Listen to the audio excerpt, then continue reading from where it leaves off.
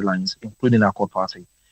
This case demonstrates the internal party democracy that remains one of Nigeria's biggest political challenges. The person of Hashim Olawipo is asking the court to compel our court party to recognize him as its presidential candidate. I personally believe that our court as the party actually has its structure, has its internal mechanism. You understand? So asking the court to compel the party to recognize him as its presidential candidate, to me, to a very large extent, that shouldn't actually be. Because even if the court eventually does that at the end of the day, you still need the structure of the party to be able to fly as a presidential candidate. Except, of course, if you're just coming to play hanky panky. But if you actually mean business, then to a very large extent, you still need the same party that you are taking to court and you are asking the court to compel to recognize you as a presidential candidate. You still need that same party to stay afloat and contest the election. And possibly, maybe, if our fate will actually smile on your side, maybe emerge.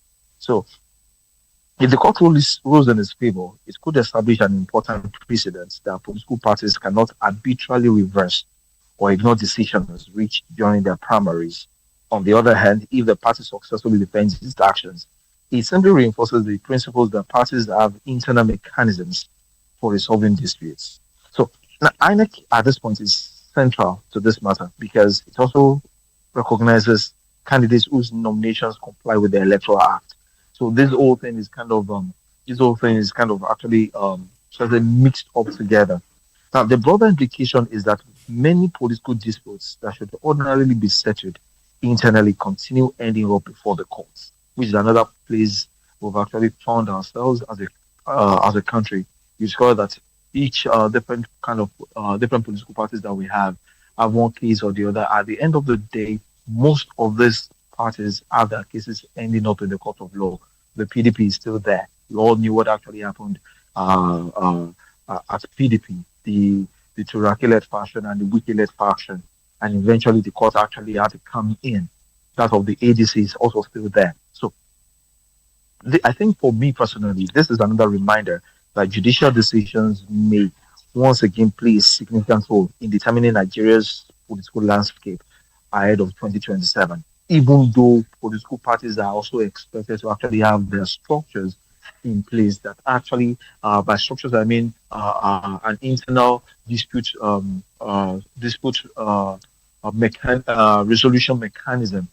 Of course, the party should actually have supremacy over its internal affairs, and that also includes this. So personally, for me, I see no reason why Olawepo should have done this because, like I said earlier, even if the court eventually compels a court party to actually recognize it, the truth of the matter is and remains, it still needs that party platform to stay afloat as their candidate.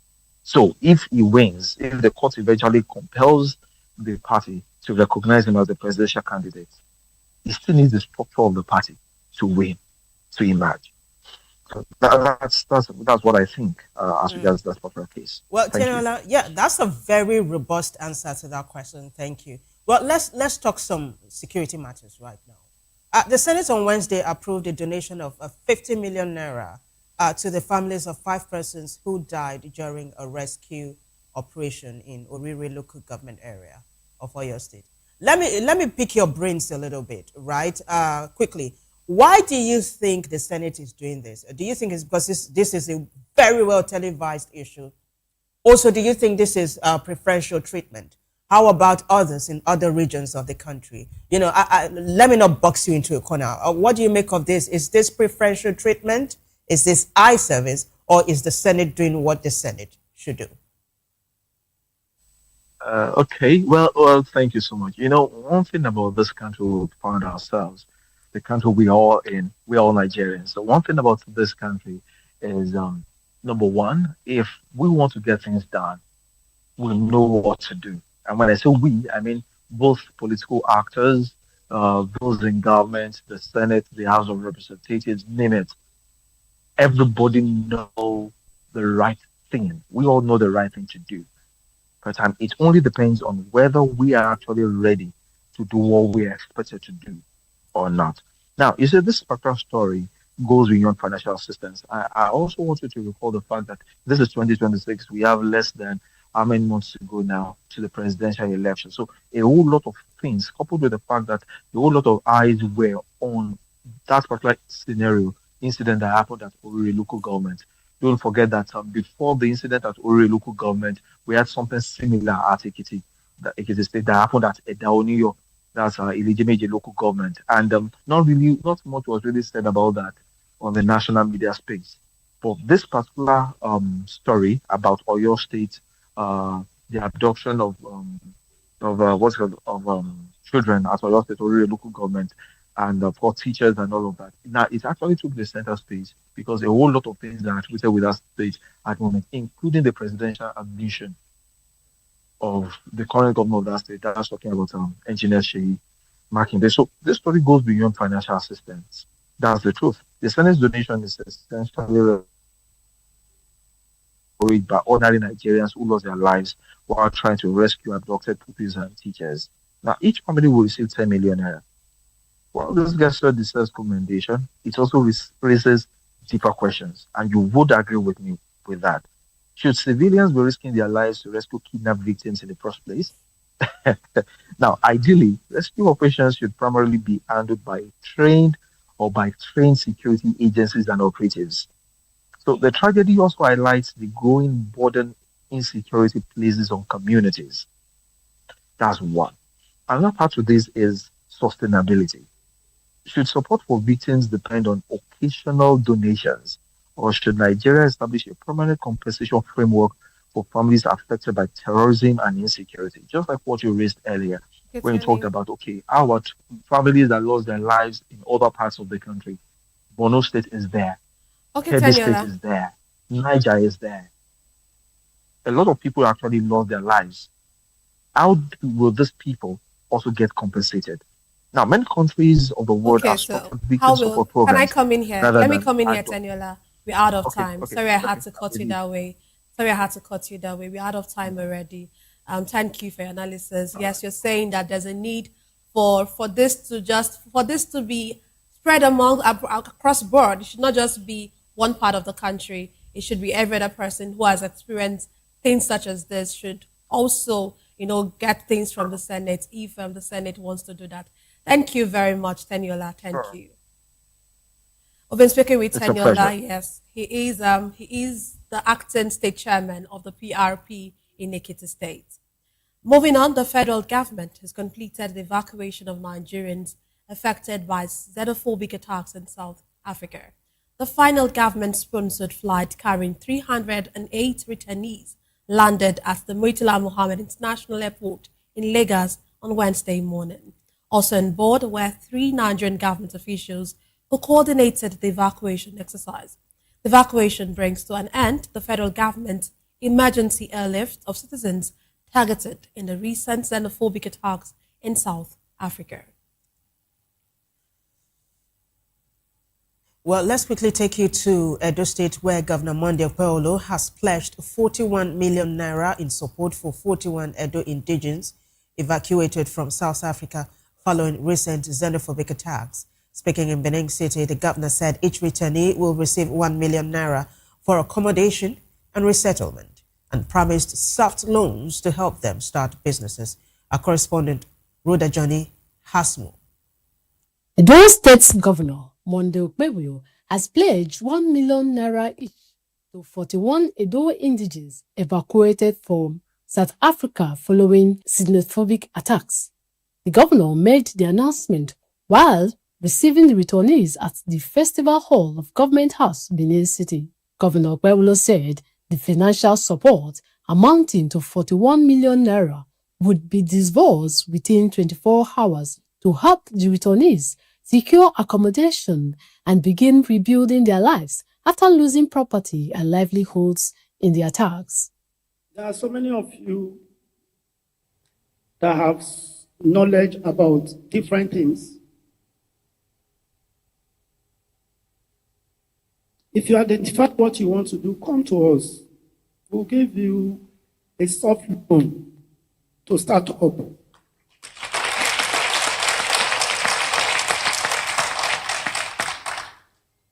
Because we want you back to the society. But for you, probably to rearrange your house or other things, we'll give each of you 1 million.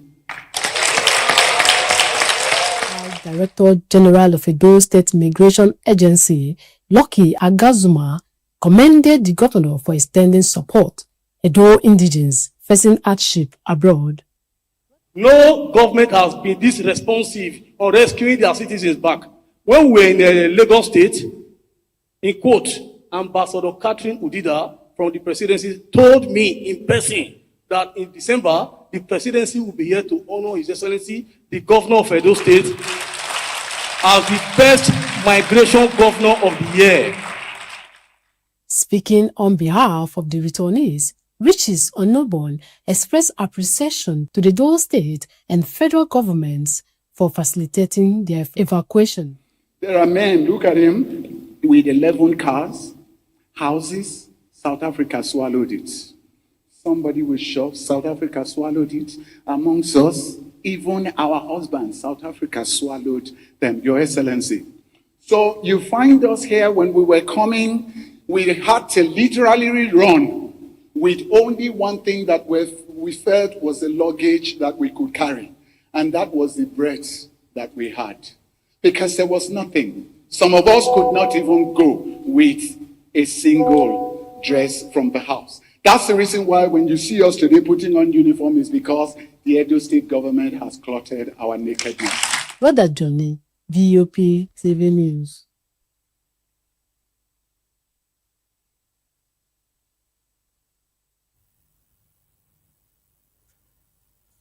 Okay. Well done. Thank you very much, Rhoda. We'll take a break, and when we return, we'll bring you more stories. Just stay with us.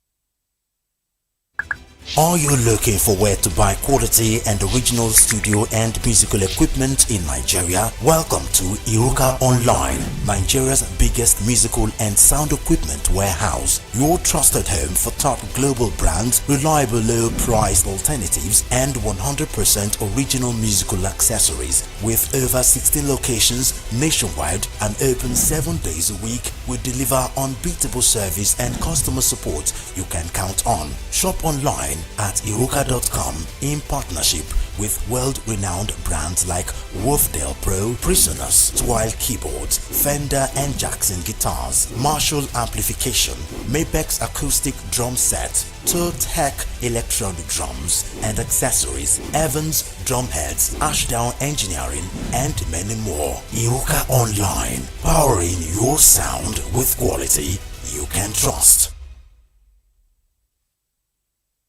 On Edgy Dialogue, we bring you fresh ideas and conversations, shaping the future of learning in Nigeria and beyond.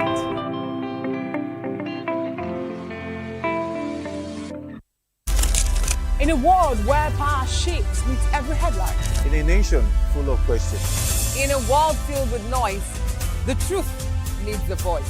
The policies that shapes our world and the economy that determines our future. Every hour, every day, the grapevine keeps buzzing. And together, we are committed to telling the stories that shape our world, because your voice is our focus. Don't forget, our voice matters the most. Let us come together and share our concerns.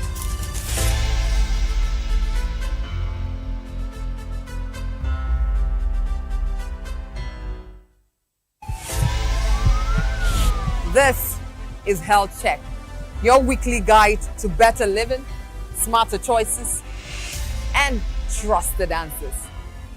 From everyday wellness to urgent health issues, we've got you covered.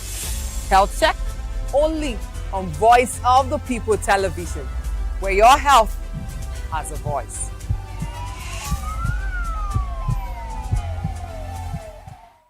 Welcome to the locker room. the home of football talk that matters. I am Jerry Arpelhon. Join us every weekday, Monday to Friday at 5 p.m. Nigerian time, as we share the hot takes and hot debates in the exciting world of football. And joining me are the usual suspects, Ikechukwu and Mayowa, as we break down all the hot takes and everything that's happening in the football. Don't just watch football, live it with us. Catch us on the locker room and voice of the people celebration at 5 p.m. Nigerian time. And like I always say, if not playing at all, please the sport. Hey guys, it's your girl Arika of the Dimples, aka Risky Baby, and you are watching Voptv. Do not go anywhere. Where are you going to? Stay here. Calm down. Stay here if you're not. What's up, everybody? Who's Ariko here, and I'm hanging out on Voptv. Keep it locked, don't go nowhere. Let's go. Hi everyone, my name is Yvonne Jagada. You are watching Voptv, and don't change the dial, because I said so. Who's happy to post them and who's happy the most? Because when shit goes south, y'all be happy to ghost. When you make a wrong move, they be happy to roast. But be careful when you win, who's not happy to toast. I am VJ Adams, and you rock with Voptv. Don't move. Hi, people. Bisola here, and you are watching Voptv. Mwah. Shout out to Voptv. It's so good to have you on the red carpet of AV. Love you all. Wishing you all the best. Here's a shout out to Voptv. It's your girl April Oshidikwe at the AV premiere. You know what it is. Hi everyone, my name is Linda Ejiofor Suleiman, and I'm live at the EV premiere. Keep watching Voptv.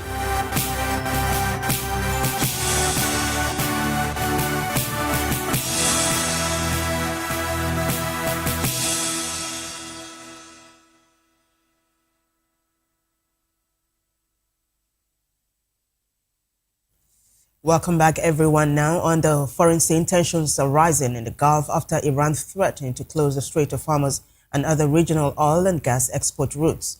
Iran's Revolutionary Guards said the waterway would remain shut until the United States ends what it called acts of aggression. The warning came hours after the United States Central Command, CENTCOM, said it carried out drone, air, and Navy strikes on military targets in Iran on Wednesday morning. CENTCOM said the strike further degraded Iran's ability to attack commercial shipping in the strait. The renewed hostilities have already caused a sharp rise in oil prices and stalled tanker traffic through the vital route.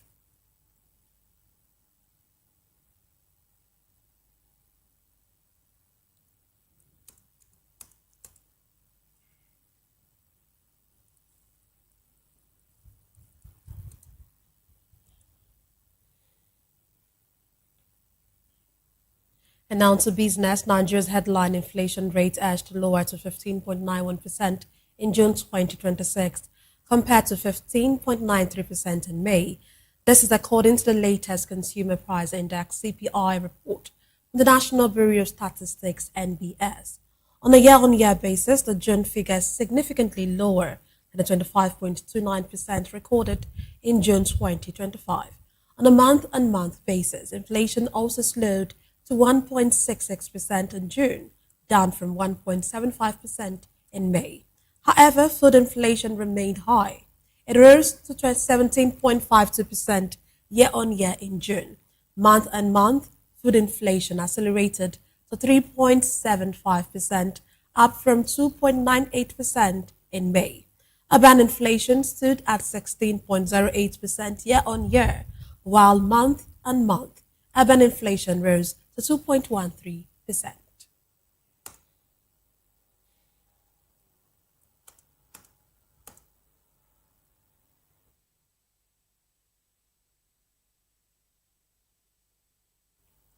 Well, in sports news, Nigeria's Flying Eagles have been drawn in Group B with Ghana, Burkina Faso, and Togo for the 2026 West African Football Union B, WAFU B, Under-20 Championship. The regional tournament serves as a qualifier for the 2027 Africa Under-20 Cup of Nations. Hosts Cote d'Ivoire had Group A with Niger and Benin Republic. Nigeria finished as the best performing team behind the hosts at the last edition. The Confederation of African Football, CAF, says Ghana will host the Under-20 AFCON. The 4 semi-finalists will qualify for the FIFA Under-20 World Cup.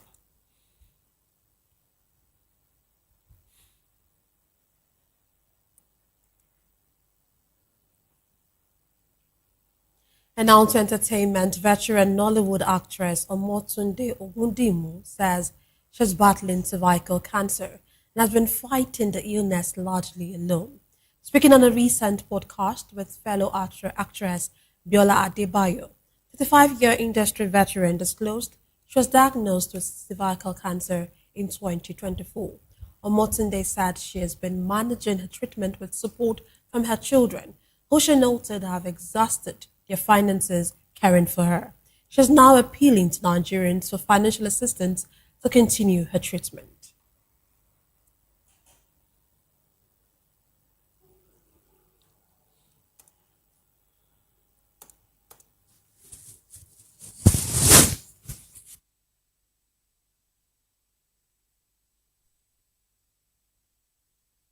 Well, it's a wrap for us on News Hour, but before we go, a quick look at the headlines. We told you that a court orders final forfeiture of 48 properties linked to former AGF, Malami. Also, court reserves judgment in a Accord Party's 2027 presidential candidate suit. Senate donates 50 million naira to families of 5 killed in Oyo rescue mission. APM defends Makinda's call for international probe of Oyo school abductions. Also, we told you that gunmen have abducted school principal of 4 students as well as NECO officials in Kogi. Abbas says bill has safeguards against governor's control. On the foreign scene, Iran threatens to shut Strait of Hormuz as U.S. strikes continue. In business, Nigeria's headline inflation drops to 15.91% in June. While in sports news, Nigeria drawn with Ghana and Burkina Faso as well as Togo. And in the world of entertainment, veteran actress Omotunde Ogundimu seeks help in cancer battle. Do well to subscribe to our YouTube channel on YouTube. We are Voice of the People Television, and on other social media platforms we air at Voptv Live. If you witness news happening near you, we want to hear from you. Send your eyewitness report, event coverage request, photos or videos directly via WhatsApp to 0814-606-4057. You can also reach our newsroom by email at news@vop.ng. I am Nenna Ndomdioto.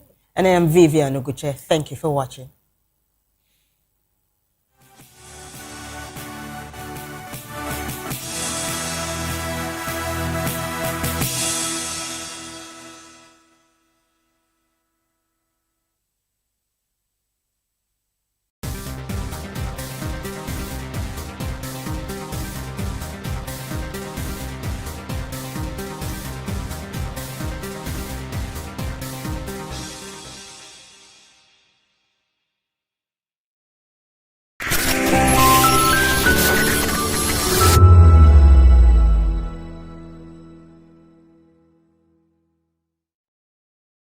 The rains are here.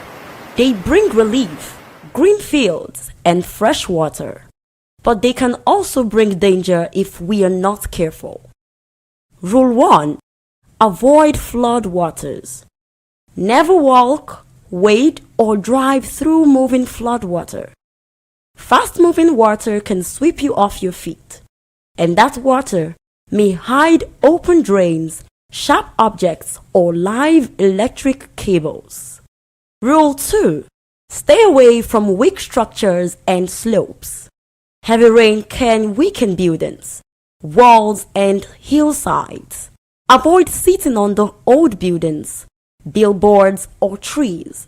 If your area is prone to landslides, report cracks or soil movement to emergency agencies immediately. Rule 3. Protect yourself from lightning and accidents. Stay indoors during thunderstorms.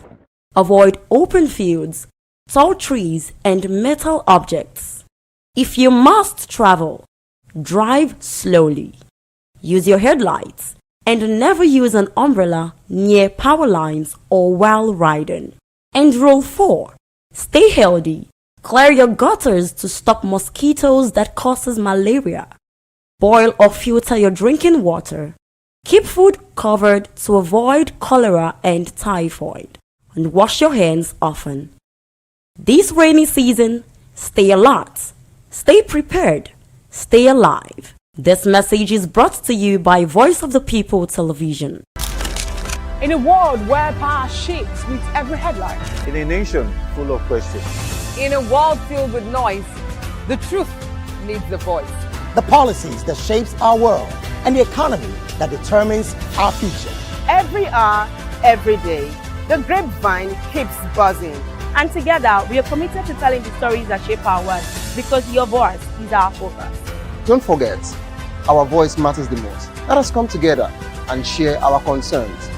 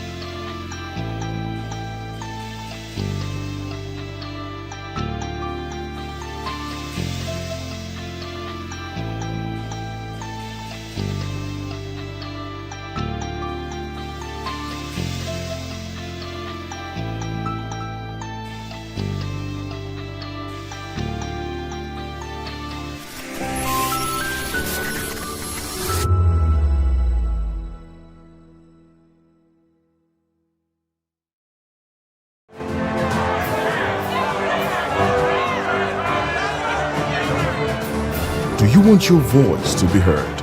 Do you know that you matter in the scheme of things? The People's Voice, the show where ordinary citizens take center stage as we discuss the biggest stories that affect you and I.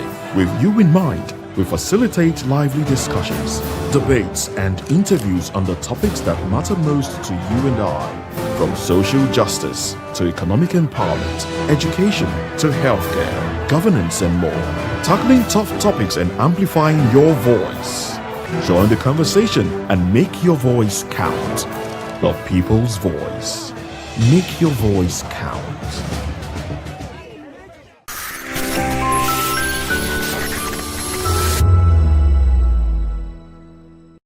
Big news this year. Your favorite Voice of the People television station is now on free to air on Nigecomsat. All you need to do is align your dish using the following: orbit position 40.5 degrees east, 12.685 GHz, 30,000 kilobytes per second. Polarized vertical, frequency 2, 12.731 GHz, symbol rate 26,250 kilobytes per second. Polarization H. This works on any decoder. Catch up to 100 channels, sports, movies, news, all for free. This is with better quality at no extra cost. Voptv on Free TV. Now you have more than a voice. That 10 seconds you save by crossing the road could cost you your life. Pedestrian bridges are built for one reason: to keep you safe. They are free, they are strong, and they are there to protect you. Dashing across expressways leads to injuries, loss, and grief that last forever. Using the bridge takes less than 1 minute. Losing a loved one lasts a lifetime. Parents, teach your children. Drivers, slow down near bridges. Everyone, please use the pedestrian bridge every time. Your life is worth the climb. This message is from Voice of the People's Television. Welcome to Golden Tulip, where every stay is a celebration of comfort and style. Discover beautifully designed rooms crafted for your relaxation and peace of mind. Savor delicious, expertly prepared meals at our exceptional restaurants. Relax and socialize at our elegant lounge bar. Refresh yourself at the vibrant pool bar and enjoy a soothing swim in our sparkling pool. Planning something special? Our spacious and sophisticated hall provides the perfect setting for weddings, conferences, and memorable events. Whether for business or leisure, we deliver excellence with unmatched hospitality. Comfort, class, premium experience. Book today and elevate your hospitality experience. Airport Golden Tulip. Stay golden. Live golden. Voptv. Now, you have more than a voice. Big news is here. Your favorite Voice of the People television station is now on free to air on Nigecomsat. All you need to do is align your dish using the following: orbit position 40.5 degrees east, 12.685 GHz, 30,000 kilobytes per second. Polarized vertical, frequency 2, 12.731 GHz, symbol rate 26,250 kilobytes per second. Polarization H. This works on any decoder. Catch up to 100 channels, sports, movies, news, all for free. This is with better quality at no extra cost. Voptv on Free TV. Now you have more than a voice. Nigerians, your voice matters, and in 2027 it starts with your permanent voter's card, your PVC. If you're 18 and above and you're a Nigerian citizen, you have the right to choose who leads your community, your state, and your country. But that right only counts if you have your PVC and your name is on the voter register. Here's what to do. First, check if you're registered. If you're not, or if you've moved, lost your card, or turned 18 since the last election, go to the nearest INEC office or an INEC registration center. Second, it's free. Don't pay anyone for any registration or collection. Third, collect your PVC early. Don't wait until the week before elections. INEC will announce dates. Listen to radio, TV, and follow INEC's official pages. Your PVC is more than plastic. It's your power to hold leaders accountable. It's how you decide on roads, schools, hospitals, and jobs for your community. When you vote, you decide the future of your children. Get registered. Get your PVC. Vote in 2027. For Nigeria to work, you must be a part of it. Your vote, your future, your responsibility. This message is brought to you by Voice of the People, VOP Media. That 10 seconds you save by crossing the road could cost you your life. Pedestrian bridges are built for one reason: to keep you safe. They are free, they are strong, and they are there to protect you. Dashing across expressways leads to injuries, loss, and grief that last forever. Using the bridge takes less than 1 minute. Losing a loved one lasts a lifetime. Parents, teach your children.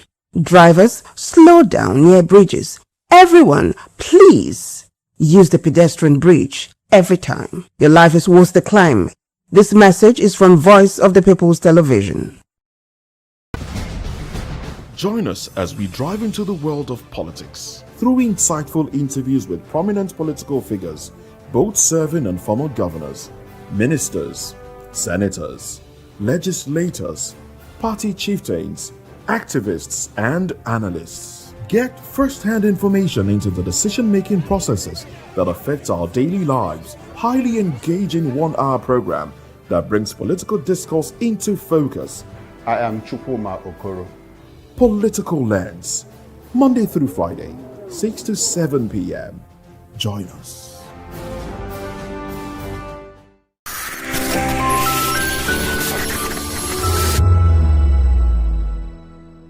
The red carpets, awards, the razzmatazz, music, fashion, interviews, and more. Spotlight On Voice of the People Television, let's feed you with all the juicy stories in the global entertainment space, bringing you the glitz and glamour as it is hot.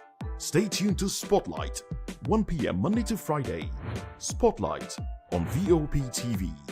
Entertainment like never before.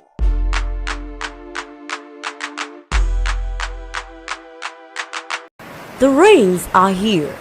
They bring relief, green fields, and fresh water. But they can also bring danger if we are not careful. Rule 1. Avoid flood waters. Never walk, wade, or drive through moving flood water. Fast-moving water can sweep you off your feet, and that water may hide open drains, sharp objects, or live electric cables.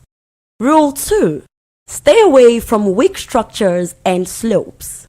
Heavy rain can weaken buildings, walls, and hillsides.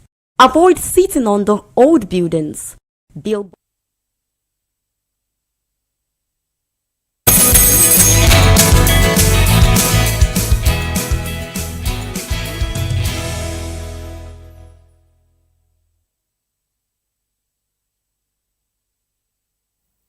Good morning. It's Thursday and almost the weekend. The weekend is almost here and I'm looking forward to the weekend, definitely. And I'm also happy that it's also a bright, sunny Thursday morning here in Lagos. I'm Jane Ogoye. Over the next 2 to 3 hours, we'll be taking you through some of the major issues that concern us, you and I as Nigerians. Court orders final forfeiture of 48 properties linked to ex-AGF Malami. Court nullifies APC UK Congress, bans diaspora party chapters. 1 year on, Buhari's legacy still divides opinion. These are the topics we'll be trailing later on as the show begins. So do stay with us this morning. Good morning, Okoro. Good morning, Jane. Bright and sunny day indeed, but don't take it for granted. You never can tell. This is Lagos, and this is the rainy season. Good morning, Nigeria. Thanks for joining us on VOP this morning. Now, those are the major topics of discussion. Beyond that, we also have other interesting trendy stories that we will talk about in the course of the program. First off, fresh controversy has emerged in Zamfara State after notorious bandit leader Kachala Sani Yellow, who was widely reported to have been killed during a security operation, resurfaced in a viral video. Well, in the footage, the wanted bandit openly mocked Governor Dauda Lawal. That's Katsina State Governor. No, Katsina State. Is it Katsina? Zamfara. Zamfara State Governor, I beg your pardon. Insisting he was alive and accusing the governor of relying on false intelligence. Well, he also challenged the state government to focus on confronting armed criminal groups instead of, in his words, pursuing innocent people, while dismissing reports of his death as misleading. Well, the development has reignited concerns over the credibility of intelligence and official reports surrounding anti-banditry operations in the Northwest. Well, Sani Yellow has long been linked, to mass killings, kidnappings, cattle rustling, and attacks on rural communities across Zamfara and neighboring states. While conflicting accounts had earlier claimed he was either killed by rival bandits or neutralized during a joint security operation. Well, the emergence of this video has raised fresh concerns, fresh questions about the effectiveness of ongoing efforts to combat banditry and the reliability of intelligence in all of this. Let's take a listen to the video and hear what the young man is saying. Okay, he spoke in Hausa language. Unfortunately, we are not able to interpret it to you, but for those of our listeners, who understand Hausa language, translated, literally, he's saying, well, I am still alive. I am not dead. So the security agencies have not come out to refute or confirm this video as at the time of coming on the air now. But we see these things happen from time to time. And when I see this kind of thing, what readily comes to mind is what I was taught in school, when I studied armed conflict, the laws of armed conflict. They told us that, well, the sum total of intelligence is always less than the whole. And that seems to be a contradiction. When they say 2 + 2 + 3 is what?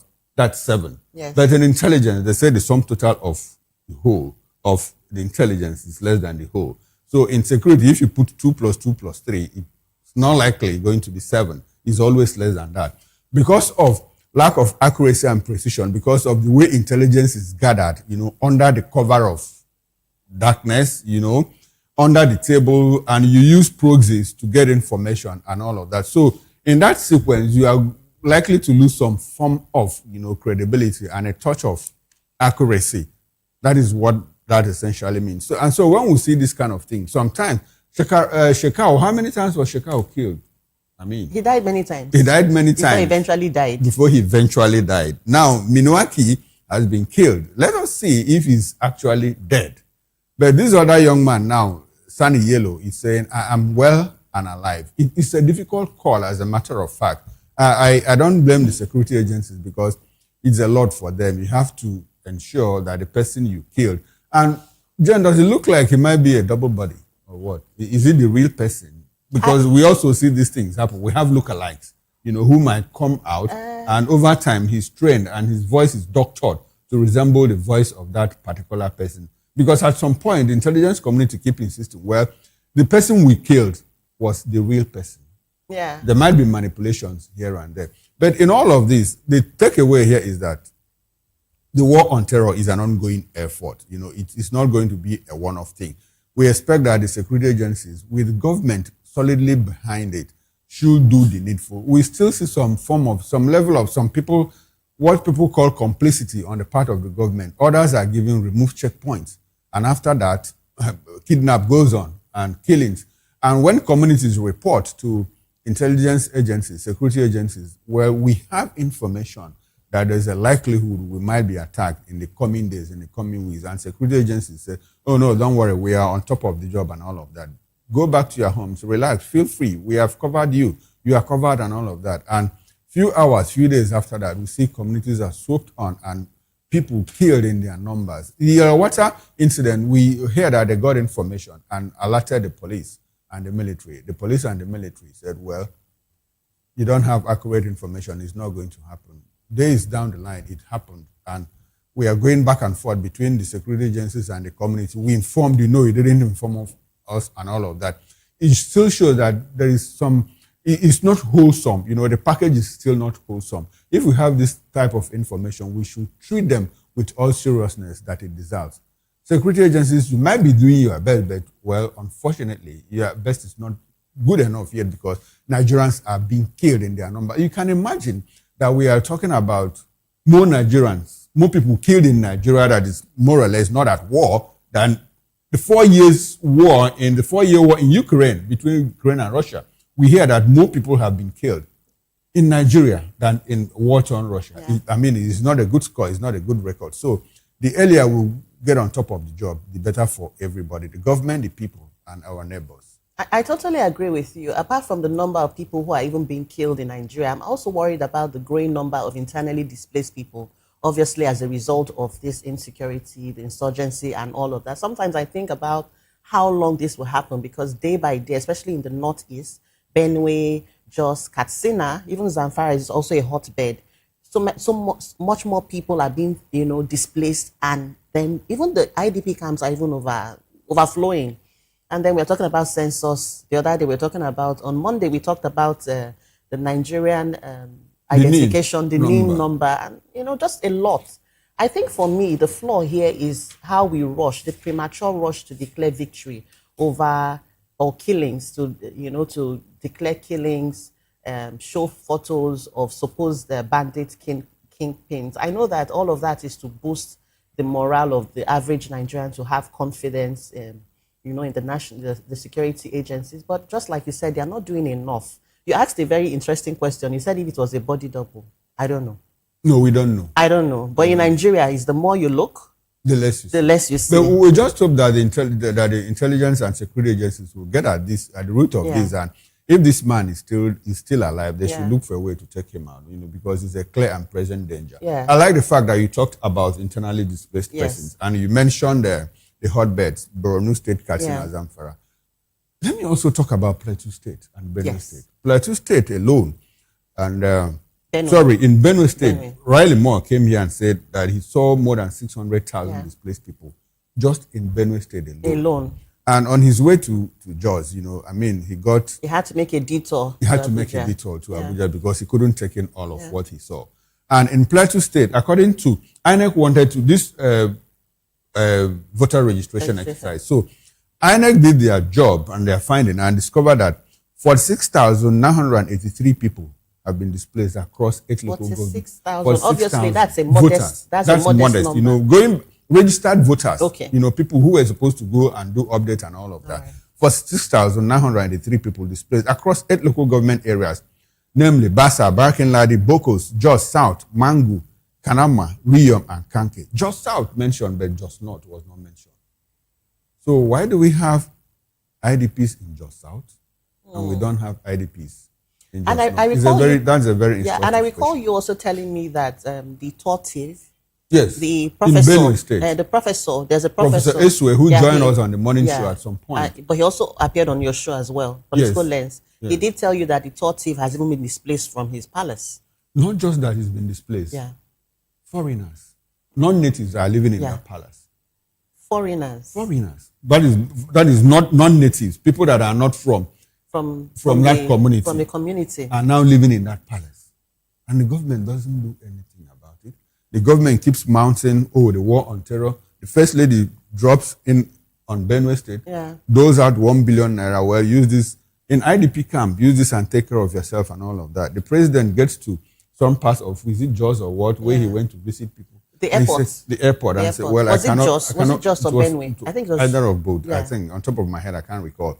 But he said, well, I think it was in Jos where people were also slaughtered. He said, well, I can only give you 10 minutes because there is even no light in your airport, you know.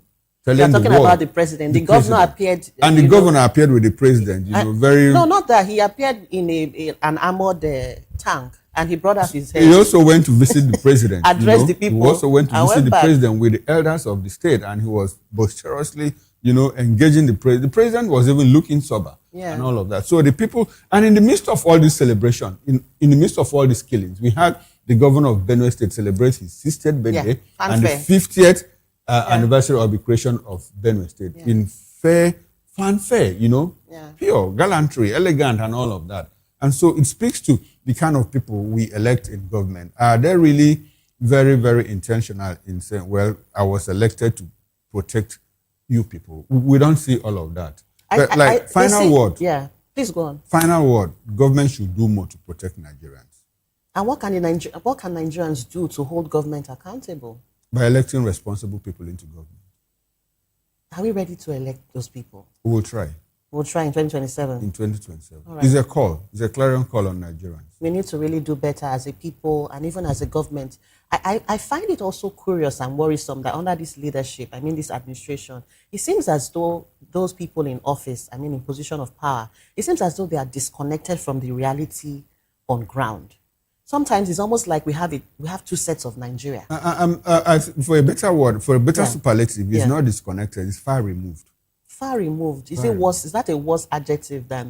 That's the one I can think of now.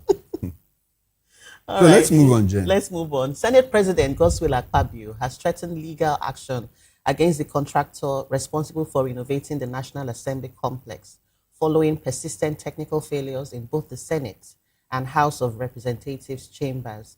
During Wednesday's plenary, lawmakers again struggled with malfunctioning microphones, poor audio quality, and an electronic voting system that has remained largely unusable since the refurbished chambers were reopened in April 2024, despite billions of naira spent on renovation.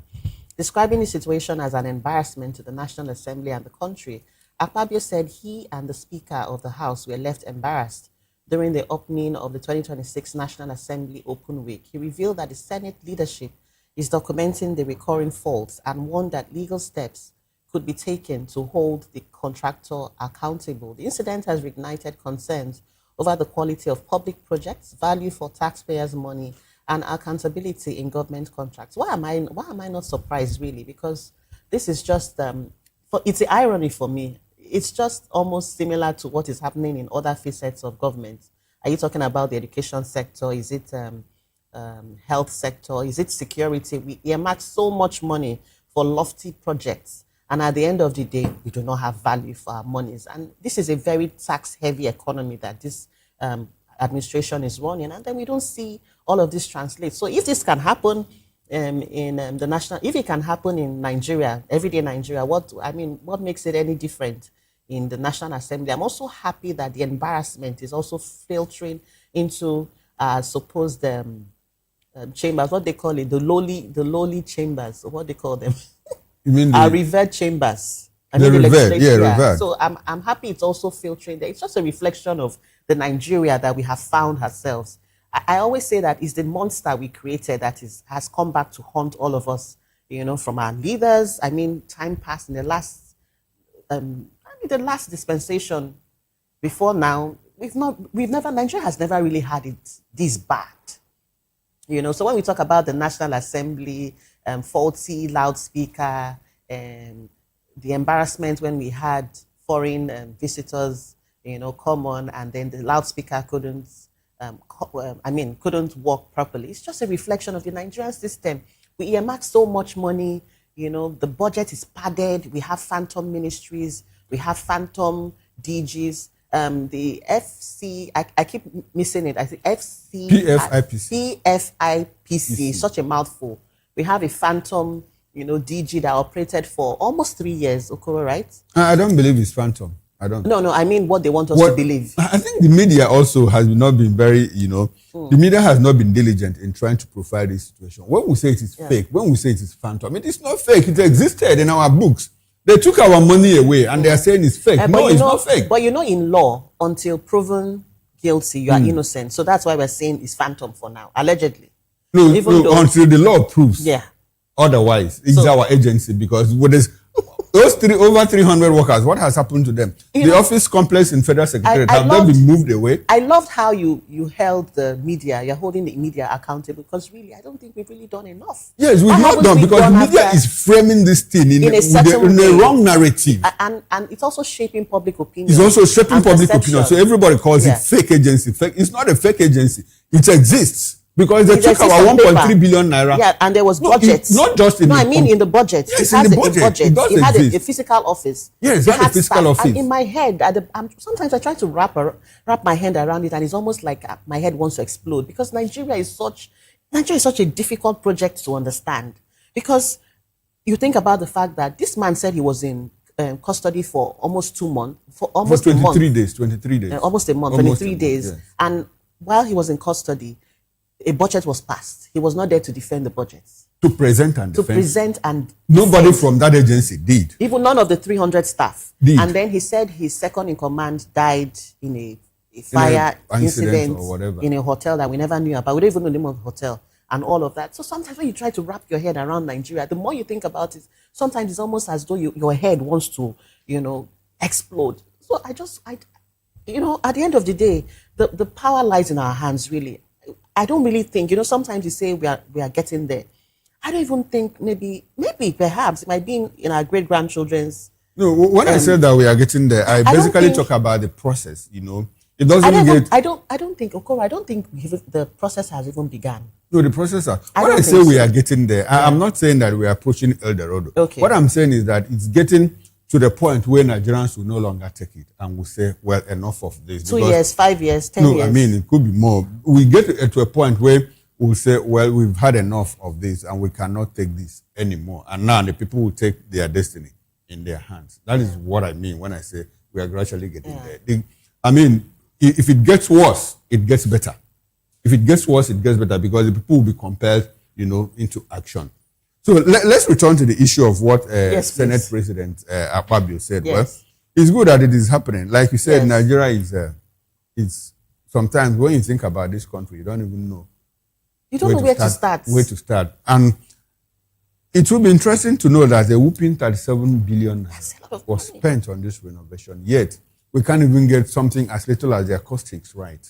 If this can happen in the it happens Senate, all the time. It happens all the time. What I'm trying to say is, if this can happen in the legislative chambers and all of that, what does that tell you? That's what I'm saying. It happens it's everywhere. A reflection. It happens everywhere. Yeah. Even in the executive, we have so much money earmarked for the Aso Rock Clinic, billions of naira. At the end of the day, you see the president jump on a plane, fly to France to go get a treatment because of headache, or Buhari did several. I think for the 8 years he was in government, he traveled out about 47 times with medical. I love that you touched on that, because we've drawn parallels between that transparency, with that of the US. When Joe Biden had to leave office to go get treatment, we knew the ailment that he was dealing with. Yes, we were told that he handed over power. He handed over to Kamala Harris when he was to undergo a procedure of about how many minutes?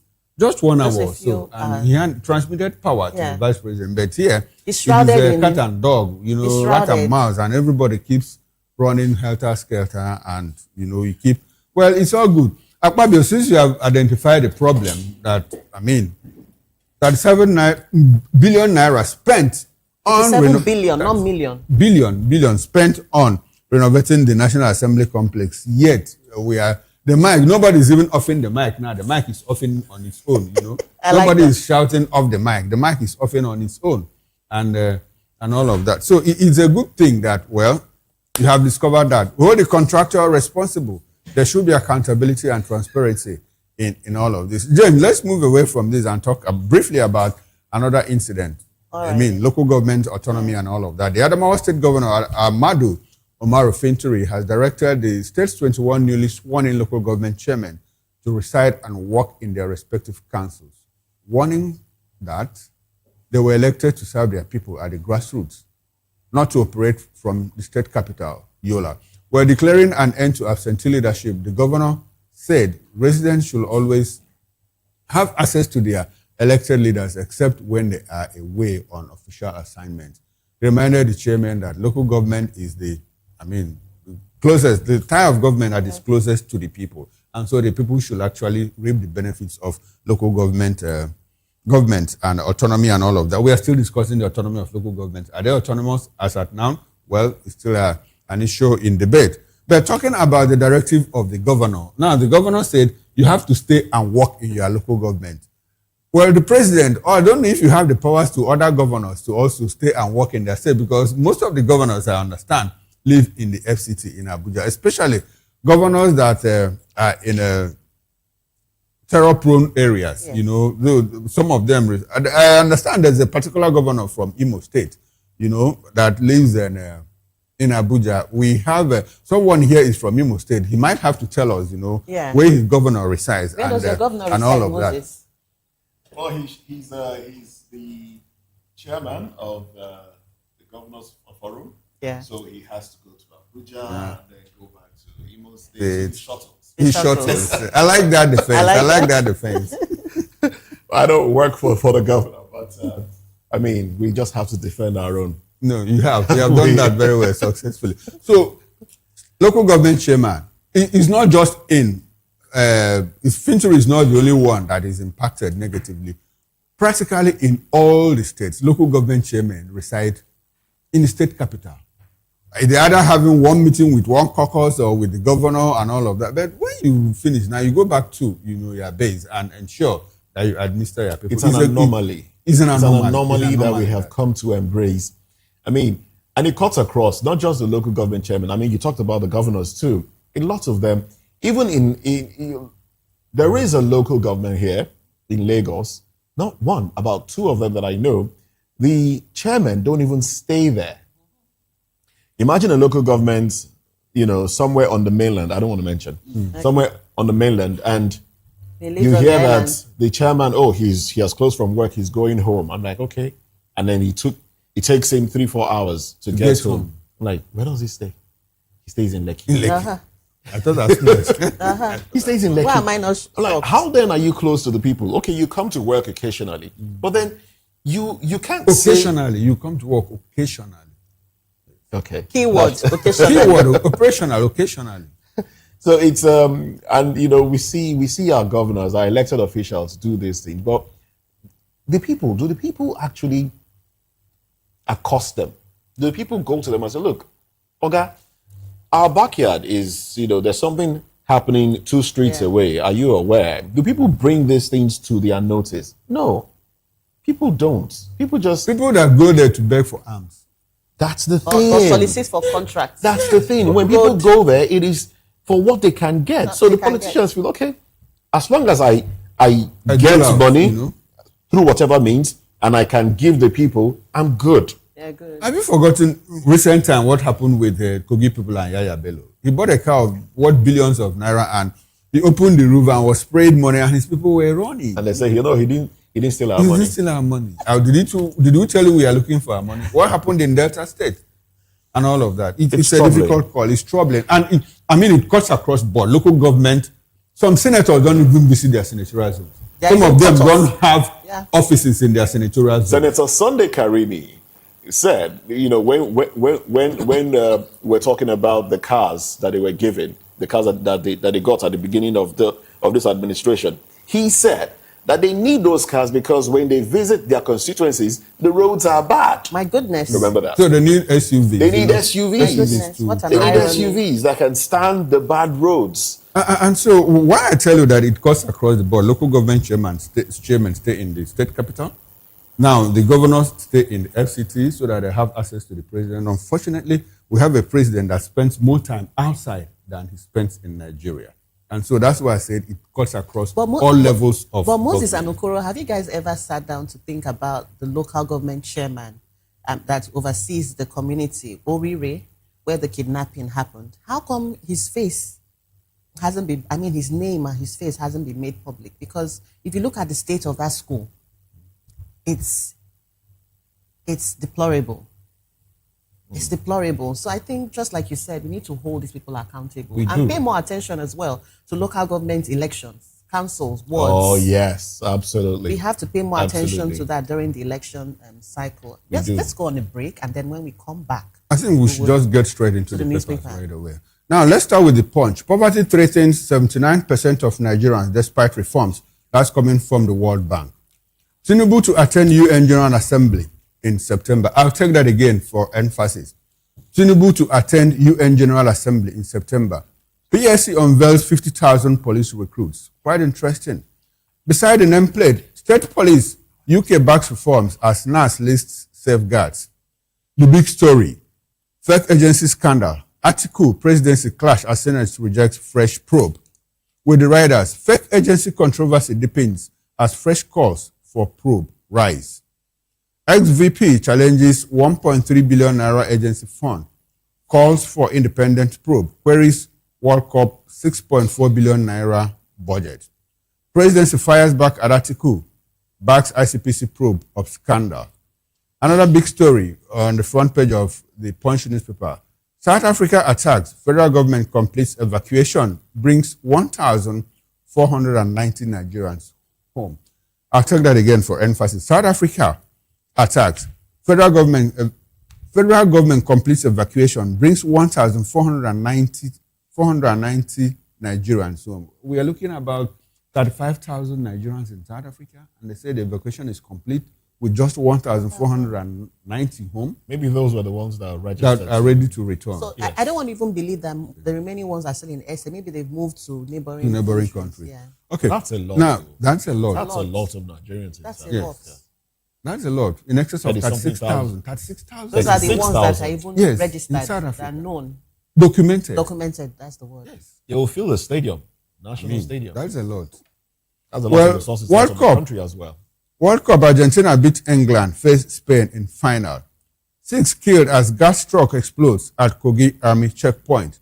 Court orders AFG takeover of 48 properties linked to Malami. That's the former Attorney General of the Federation. And that's it from the Punch newspaper. The Vanguard newspaper. Gunmen raid Kogi school, abduct principal, NECO official, students. State police. Governors can't turn outfits into private army. Abbas. Funding must be on first-line charge, Bamidele. Alleged money laundering. Court orders final forfeiture of Malami's 48 property. Nigerian priest in US commits suicide after order to return home. Interesting. 93% of inmates, state offenders, half don't need to be in jail. That's according to Tunji Ojo. NCAA bans pilots who landed plane on Delta Road. Food inflation still rising despite drop in headline rates.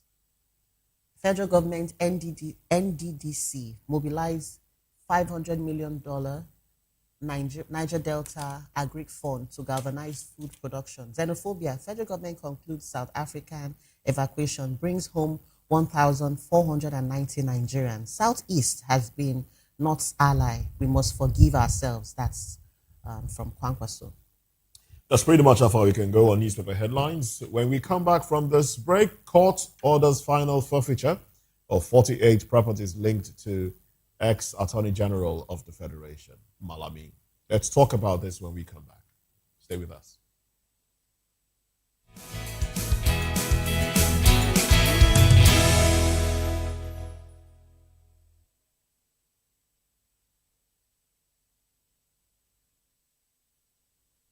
Big news is here. Your favorite Voice of the People television station is now on free to air on Nigecomsat. All you need to do is align your dish using the following: orbit position 40.5 degrees east, 12.685 gigahertz, 30,000 kilobytes per second. Polarized vertical. Frequency 2, 12.731 gigahertz. Symbol rate 26,250 kilobytes per second. Polarization H. This works on any decoder. Catch up to 100 channels, sports, movies, news, all for free. This is with better quality at no extra cost. Voptv on Free TV. Now you have more than a voice. 2564 is coming up on Bernie 9, right? 2564 Atlantic. What happens in the hush behind hangar doors? Who signs the papers that gamble with lives? Which truths were grounded before they even ever had wings?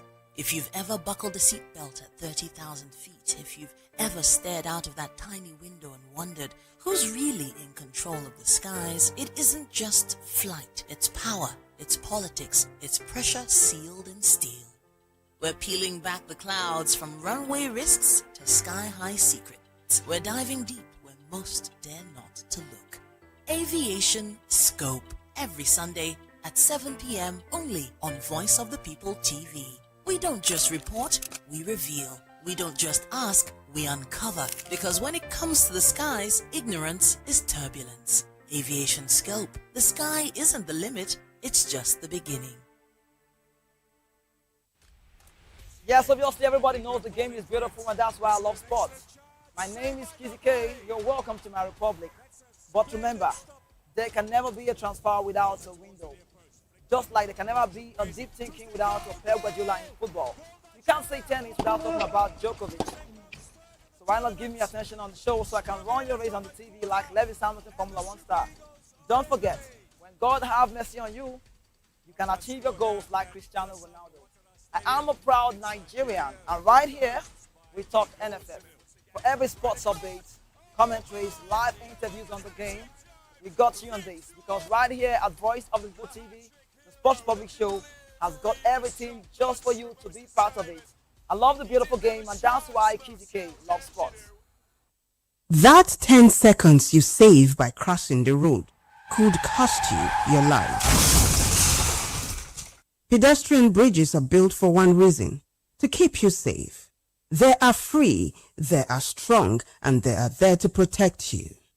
Dashing across expressways leads to injuries, loss, and grief that last forever. Using the bridge takes less than 1 minute. Losing a loved one lasts a lifetime. Parents, teach your children. Drivers, slow down near bridges.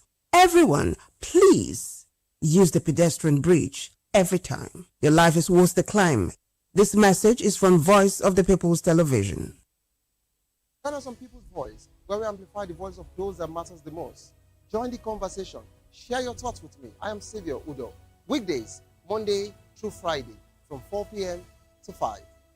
Don't forget, our voice matters the most. Let us come together and share our concerns. The rains are here. They bring relief, green fields, and fresh water.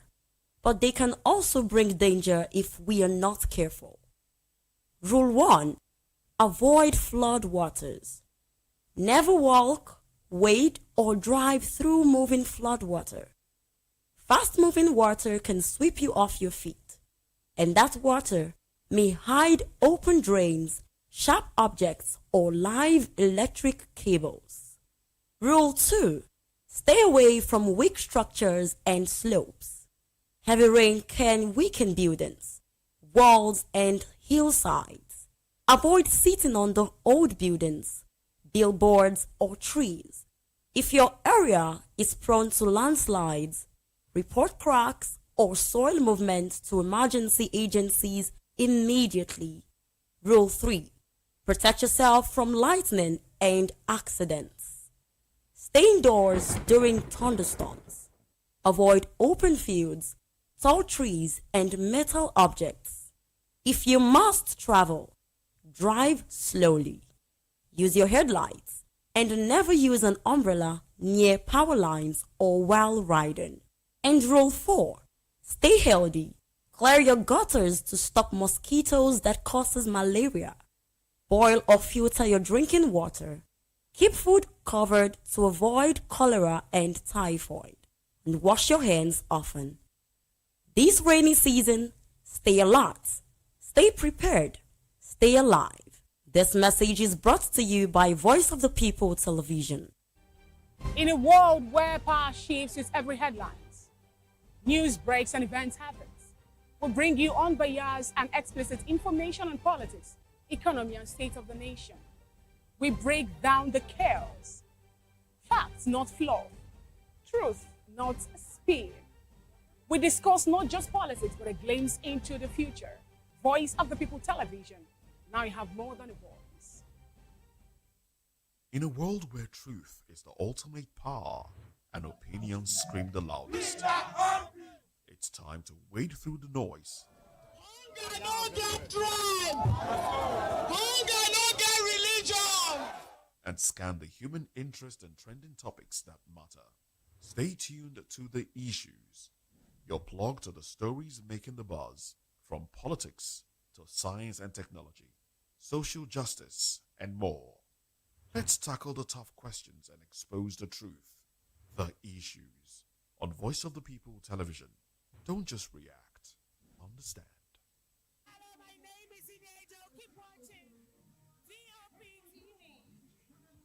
What up? My name is Magical. You are watching Voptv.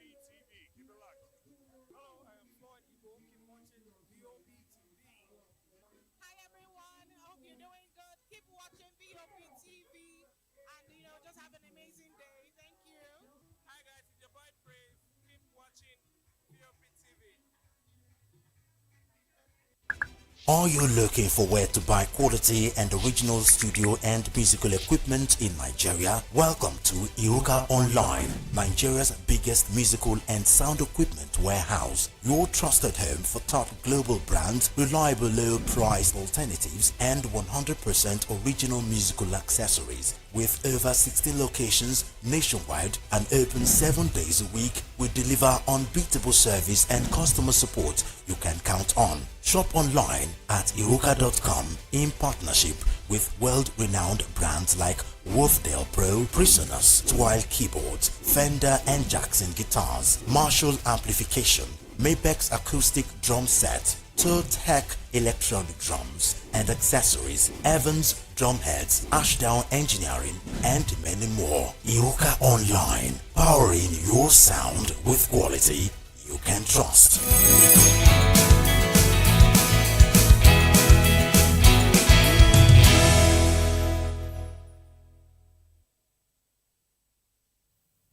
Welcome back. The Federal High Court in Abuja has ordered the final forfeiture of 48 properties linked to the former Attorney General of the Federation, Abubakar Malami, after ruling that the EFCC established reasonable suspicion that the assets were acquired with proceeds of unlawful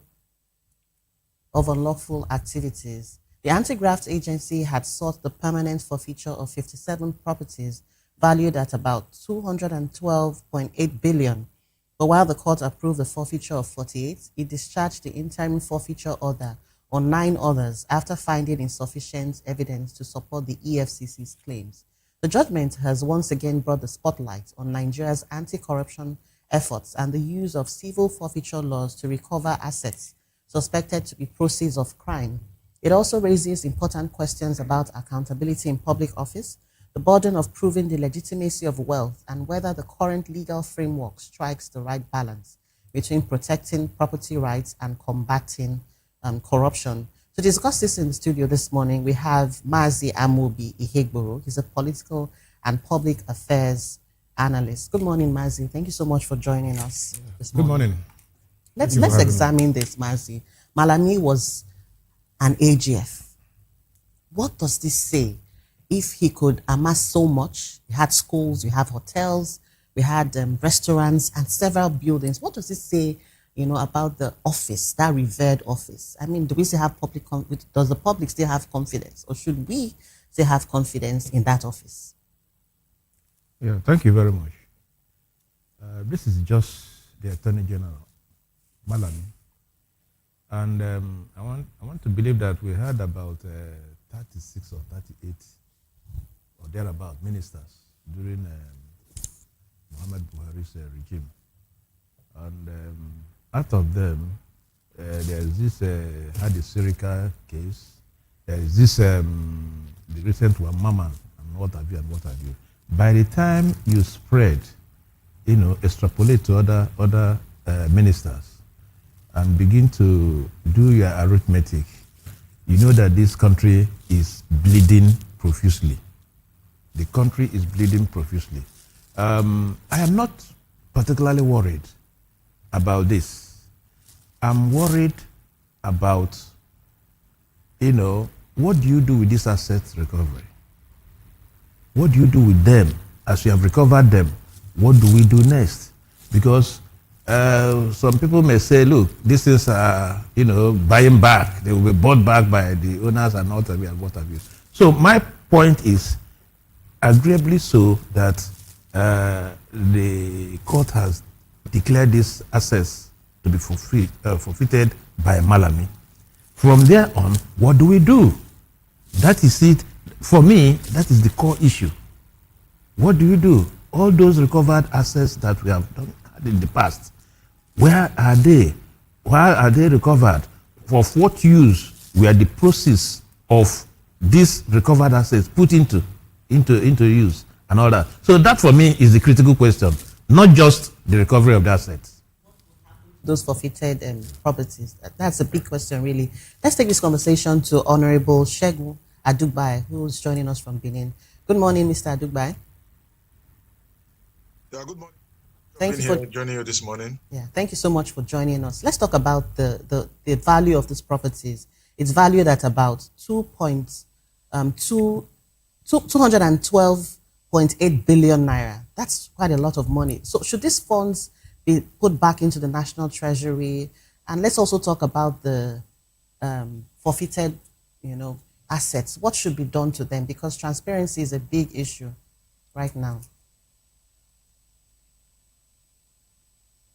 It's a thing of shame that wherever we are in the country, the current government will focus solely on fighting the corruptions, the crime and criminality of the former government, ignoring the current reality of this present government.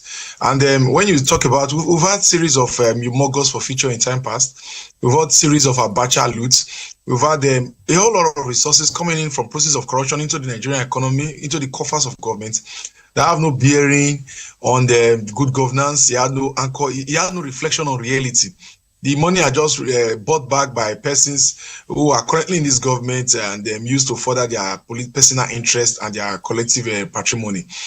For the average Nigerian, they cannot point to anything significant to say these are the issues or the forfeitures from corruption, and this has how it has reflected or improved the lot of the Nigerian people. So for me, I strongly do not believe that this is just one of the many headlines to just show to the Nigerian people that there's some battle against corruption that is taking place, and even though this government is fantastically corrupt, they too also want to fight corruption in the best way they perceive by looking at past administration, while ignoring all the looting, the thievery, the misappropriation that is currently ongoing in this current government. So for me, I'm a bit very irritated. I know to a large extent, all of this is just happening because Abubakar Malami has identified strongly with the ADC, and because it's now in a new political platform, the APC now wants to show that they are fighting corruption using members of the opposition party. It's just witch hunting.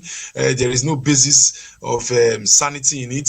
There's no... The judiciary to a large extent and all of these institutions of government have reduced themselves to tools being used for political weaponry. And it has nothing. There's nothing in it for me. I just feel it's one of the many tales we've heard from this failed APC government, and it's going to continue this direction. Honorable Shedrack, you've said a lot in just a few minutes. You've said a lot in a few minutes. Let's interrogate some of the things you said. You said that is the way we roll in this country. Every administration that comes in will try to, put the torchlight on the previous administration. Now, this is Tinubu administration. I mean, putting the spotlight on Buhari's minister, AGF, Malami, saying that, well, there's consistent ongoing rot in this administration, and they seem to be looking the other way. Last week, or I think a fortnight ago, the former Minister of Science and Technology, Uche Nnaji, was arrested and is undergoing trial for corrupt activities in his time as a minister that didn't last up to or more than 2 years. You didn't see that? You don't see that the administration is also looking inwards and is on its own people that are presently serving or people that just served a few months ago. You don't see that? They are, like I said, it was in the same All Progressive Congress, but however, it's now in the EDC, and that's why the torchlight is heading towards that direction. Sooner or later, now they will go and open the books of Rotimi Amici, because he was formerly in the APC and now he's president. I can just watch her. That's the next level. No, you raised an issue of you raised an issue of this administration not looking at itself, that is its own ministers, and you said that there is ongoing corruption. Yes. And I just pointed out to you a minister that served in this administration, Uche Nnaji. He's been docked. He's undergoing a prosecution for corrupt enrichment while in office. Isn't that a score for this administration? Are they not looking at themselves at the moment? You don't see it. We know the stories that trailed the Nnaji resignation and how the man resigned voluntarily, how the government could not cover it. We saw even this fake parastatal. It's only the corruption they can't cover, the one that comes out in public domain, the one that Nigerian people got wind of, and then I say, because people now know, please let us just use them as scapegoats. But however, we see even the Nnaji case, for how long has it been on that trial, and what's been the output, and what exactly had been the output of the trials over the IPC members. So I see what's happening even to Malami, from Malami to El-Rufai, and to all the major chieftains in the ADC. So for me, it makes they should look at all the borrowed looting, the borrowed resources. They should look at the budgets that are not being implemented. They should look at the current ministries, departments, and agencies where corruption is currently ongoing. Let's not be looking at it, but let us stop corruption as at today. Let us not engage in corruption, then go back and review corruption. Engage in corruption, we go back and review corruption. It's a very pedestrian approach. And that's why for me, I just look at it and I laugh whenever I see all these things. I try to tell me that there's so much hypocrisy in the air, to the level that even the first now comes out to say, Nigerian superstars will stop buying vehicles, should stop living luxury life. When she just gifted luxury vehicles to women mobilizing for her in different states, they engage in a frivolous, they have a yacht, they have a private. The hypocrisy is so much across all the levels of this progressive Congress. And this Tinubu administration, and yet they will advise us to go and be doing kuli kuli. The father is saying Agbado and the mother is saying kuli kuli and this thing, while the son is sharing rice on takeaway pack for Amajiris across the states. The hypocrisy is irritating. Down to corruption. It's only the ones that they could not cover that's been blown in public domain that they now want to say, when you couldn't cover yourself, you're the one that made a mistake, you have to serve as a scapegoat, and the person goes in for it. When we go to deep legislative oversight, the National Assembly has turned it into a lapdog. What they do there is just to give assent. While we complain about the policies of the Nigerian governors, while we complain about the poor administration, while we complain about the ineffectiveness, we should know that it is the legislative arm of government that prepared the gun and gave it to the executive arm to shoot and destroy the Nigerian democracy. Because whether you like it or not, the framers of the Nigerian democracy gave a critical function to the National Assembly to carry out legislative oversight, to say that no Nigerian president can fail without the express permission of the Nigerian people. Because the Nigerian people ought to be represented both in spirit and in physical, both in spirit and in truth, by the National Assembly. But today, the lawmakers who we send there have lost every form of bearing. They are not speaking the voices or they're not reflecting. It's not a reflection of the yearnings and aspirations of the average Nigerian people. What we see there is that they are there to represent themselves and their own parochial interest. All right. And that's why the legislative arm of government, which ought to be the most senior arm, has now reduced itself to a younger brother of the executive. So when we're talking of legislative oversight, It's not just the issue of EFCC, it's not the issue of ICPC. Anybody that comes out in public media, anybody that will catch, you will not go and they will not be forced to jump up and move. It is the National Assembly who's supposed to carry out oversight on a day-to-day basis in their committee meetings to ensure that the money they give you to use today is being spent well today. Not that when I come next year, will not be going back. Honorable Shedak, so from your assessment, you don't think that this administration is doing right, doing well in fighting corruption? When I say I don't think, it's not a right word. I would say I'm certain, I'm convinced, I know. I have verifiable facts that they are not doing anything responsible to fight corruption as of today. What they are doing is winchunting members of the opposition, and should in case any member, their fellow or progressive criminal, makes a mistake or perhaps gets caught in public fire, the person is now being asked to be investigated or interrogated. There's never a time that the National Assembly has raised the question of misappropriation of resources that got anywhere. Even some of the senators, a few of them who have the balls and temerity to even raise questions, to ask interrogative questions, to carry out legislative oversight and scrutiny over the affairs of the executive. Many of them are being gagged. They are being gagged even at inception. So for me, I strongly believe that he wants to take a speck from another man's eye, should remove the log from his own eye. And the ICPC and even the FCC, I dare say, also list different levels of corruption. Okay. And even the way and manner they carry out their affairs, one of them, their affairs are shrouded in secrecy. They are now the FCC for us. The one I see in Edo State is the FCC for Yahoo boys and Yahoo girls. And recently, they've added political activists to it. So there's really nothing going on. For us, good governance is on holiday. All and we are hoping and praying that 2027 will have an opportunity to put away this government of the Progressive Congress. All right, then. Thank you very much, Honorable Shedrack Kudubai. Please do stay with us. We'll come back to you in the course of the show. In the meantime, let's return to the studio where we still have Mazi Amobi Ihimboro.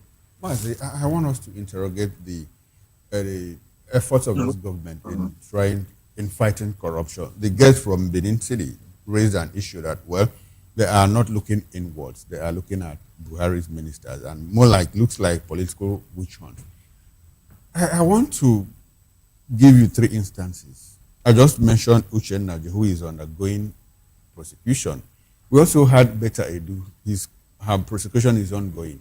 We also had Uju Kennedy Ohanenye being investigated for 138 million naira, infraction within her ministry, the former minister of women, the former minister for women affairs and all of that. So what do you think that this administration is, what do you see them doing? Are they not doing well in terms of, looking inwards to say, well, let us start, charity begins at home. Let us even hold our own people accountable before we start looking at other people. What do you see? When you look at the issue of the former Kogi state governor, he's still working free, though the law says you are innocent until proven guilty and all that. He's running for the Senate. After Ifeanyi Ukowa is also going for the Senate from Delta State and all that. They were not clamped down. And you see Nasir El-Rufai also is clamped down. Now, the most recent is this foreign intervention saga. The government could have used that opportunity to soar higher in terms of fighting corruption. You understand what I'm saying? This one is so open that government could have seized the golden opportunity to, redefine corruption, against corruption in this country by doing certain things. Like we said last week, the thing is dying down gradually, and it is about 3 weeks to go before ICPC can turn in their report. This type of thing requires swift action. If you tackle it head on, people will perceive, not only perceive, but see that the government is fighting corruption headlong. If you can excuse, and I also said here that the satellite should not be on Prince Adeyemi. It does. The satellite should beam very seriously on the government institutions that have aided and abetted, allegedly, in giving the Foreign Intervention Council some teeth.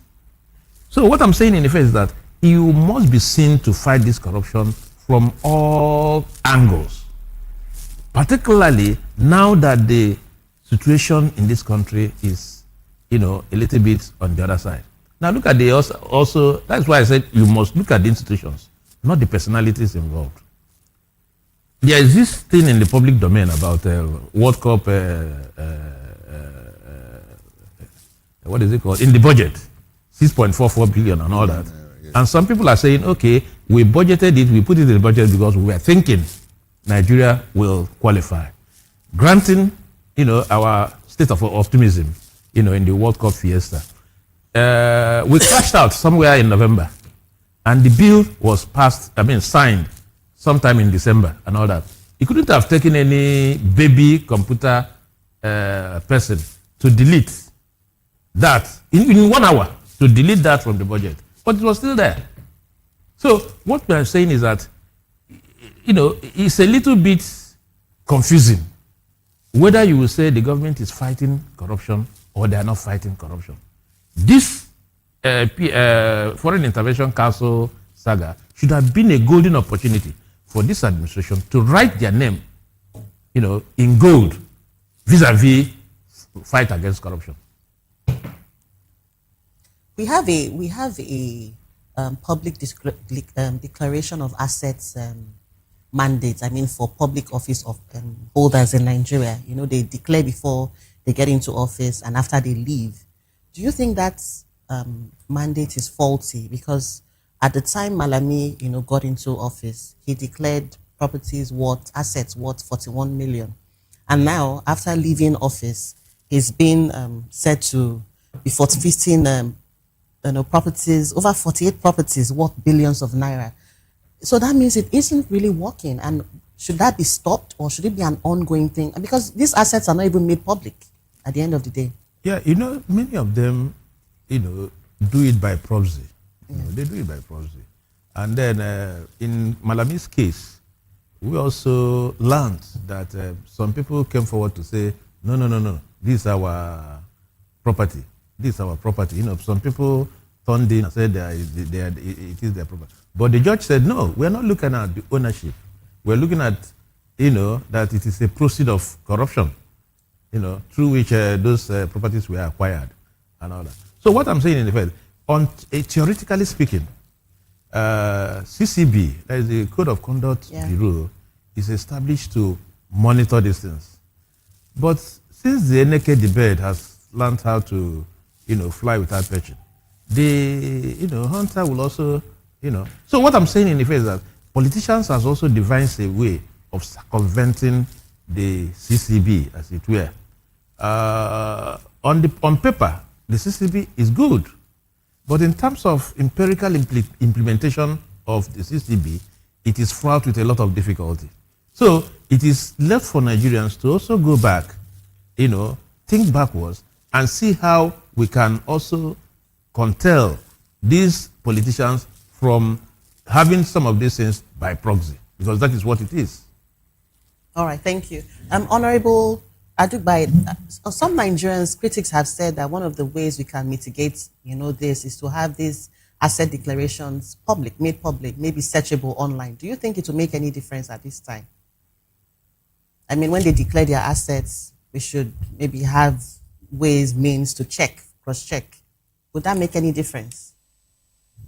And that parastatal, you call it the Code of Conduct Bureau. I've been there because I served as special advisor to Governor Godwin Obaseki on youth affairs. Before you go into office, you go and declare. When you are done, you come out and declare. I dare say that office is a charade. Is a mockery of what an institution should be. That Code of Conduct Bureau, with all intent and purpose, is nothing to write home about. They have no teeth, they can't bark, they can't bite. And even if you write all you don't have on paper, there's no investigation. They don't move around to check whether what you have written is yours or is not yours, whether it belongs to you or does not belong to you. Even when you finish, you go back there and write. It's just for paper. It's a mere paperwork parastatal. There's nothing that's happening there. You can go and do your investigation. That's my opinion, because I've gone there a couple of times before, and I'll also be going there very soon. What I'm trying to tell you is this. It's not that No, we all try to behave as if we're ignorant of what is happening in this country. I'll try to address. I don't know whether we are all acting a film for someone else to watch or the international community to watch what is happening. Because from what I'm saying, from what I can relate to, the whole thing is just so faulty. The foundations are so weak, they are fragile, nothing is working, and we try to pretend as though they are working, they are not working optimally. When nothing is just happening there. When Monday got into office, he declared about almost over 60 billion, that he owns over 60 billion. This is a man that does not have, sorry to say, is what I have information of. I was speaking, not like I'm trying to run the governor down. This is a man that the best result he presented to INEC for clearance was a SSC, a WAEC that I can say didn't pass. He had so many D's and so many E's and only one C. And the man does not have, he didn't have MSc, he didn't have BSc, he didn't have this. He didn't have any name of any company. They could say, oh, this is a company Mondokpebolo is running and is operating on. Or this is what he has done in time past. This is experience. He declared billions of naira and the worthless paper toothless. I'm surprised that you are tying. Shadrach, I'm surprised that you are tying wealth to academics. We have a lot of people who never who never saw the four walls of a primary school. Yeah, they turned out billionaires in their lifetime. Why are you trying to say, well, because the governor didn't have a school certificate, according to you? So how did the issue If I ask you now, what business, Mondokpebolo is a public figure today. What business was he doing before he became governor? Mondokpebolo is a public figure. Now you said when he assumed office, he declared 60 billion naira. So, granted. But you also said this is a man who didn't have, look at the school certificate he presented. I'm trying to see the link, the nexus between the school certificate he presented and the fact that he declared 60 billion. I think he had very little or no education. They had no verifiable source of income. Add that one to it too. That's a different thing. I'm surprised that you brought in his academic qualification in this discussion. Why? I said his academic qualification is below minimal. What he presented and so is a failed and so because of that, he wouldn't have made money.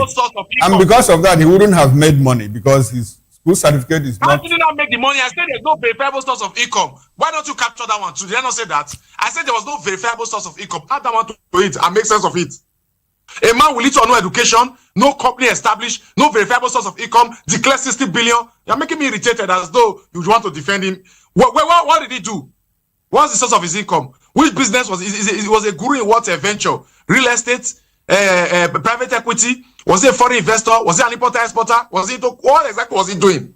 Shadrach, what's the name of his company? This is not a debate. There's no need for you to get irritated. I'm just trying to link, because when I make a simple assertion, I want to make it look as though I'm being petty or I'm being speaking from the opposition. I don't know what I'm saying. It's a bit irritating. At this my age, don't I know what 60 billion is? What's Nigerian minimum wage? Your minimum wage is about 70,000, and yet you're making it look as though 60 billion I can stumble on it on the floor. Or person, a man who does not have intellectual capacity can stumble on such money when other persons who are intellectually very sound, who have educational qualifications, are struggling to make a living in this Nigerian country and they cannot. Yes, someone from somewhere who even if he did ritual, how can ritual give you 60 billion? All right, unfortunately, Shadrach, you seem to miss the point. I'm surprised that you brought in the governor's academic qualification to how he made money. I mean, it doesn't work. I said that we bring it. And I just told you that there are people that never went to the four walls of a primary school and they turned out they're billionaires in their lifetimes. Thank you very much for your take. Let's return to the studio. And I'll take that as your concluding thought. Or do you have any other thing to say before we move on? I have something more to say. Just round up because you're out of time. Well, I still believe the Nigerian people, they know what is obtainable, they know the truth, they know the facts. The Nigerian institutions that combat crime and criminality in this country is a mere joke. The National Assembly, which is supposed to carry legislative oversight on the judiciary in the executive arm of government, is a joke. They are failing, they have retorted to a lapdog. And the judiciary, which is supposed to now at least be the hope of the common man, they now turn themselves into a cash and carry. We now see judgments that are not reflection of justice. We see people buy court injunction, they buy restraining orders, and they buy judgments. So for me, until we put an end to the All Progressive Congress, we put an end to this executive arm of government, because that appears to be the anchor of all form of political rascality, crime and criminality. The executive arm was able not to change the executive arm of government, we really can't go far in this country. That's my submission. All right, then. Thank you very much, Honorable Shera Akutumba. I would like for you to stay with us as we get into the second topic of conversation. And in the meantime, Mazi Amobi, your concluding thoughts. Yeah, the fight against corruption is a very huge fight. It requires a will. I don't know whether it is political or not, but it requires somebody who has the capacity, the character, and the integrity to be able to fight this corruption. And I want to believe that the present dispensation should be able to, wear the armor sufficiently to fight this corruption, both in the past and presently. Because it's even the present, that matters so much. So let people not perceive that they are a little bit more discriminatory in terms or selective in terms of what they need to do. They should also listen to the heartbeats of the Nigerian people, because the Nigerian people elected them to be there. Okay. And then if the Nigerian people are clamoring for certain things, it behoves on the government to begin to focus their satellite on such things, because that is what will give Nigerian people succor, as it were, particularly in a transparent, accountable, and free and fair election. All right, then. Thank you very much, Mazi Amobi Ahieboro. The Nigerian government should listen to the heartbeat of their people, because these are the people that elected them to serve in government. That's coming from Mazi Amobi Ahieboro. Court nullifies APC UK Congress, bans diaspora party chapters. Let's talk about this when we return. We'll be right back.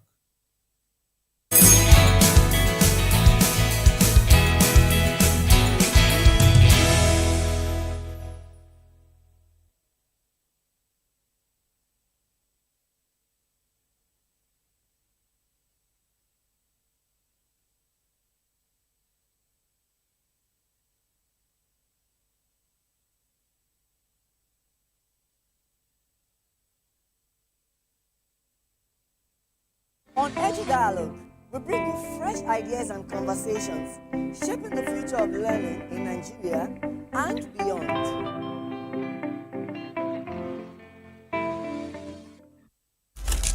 In a world where power shifts with every headline. In a nation full of questions. In a world filled with noise, the truth needs the voice.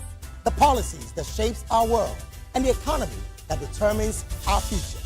Every hour, every day, the grapevine keeps buzzing. And together, we are committed to telling the stories that shape our world, because your voice is our focus. Don't forget, our voice matters the most. Let us come together and share our concerns.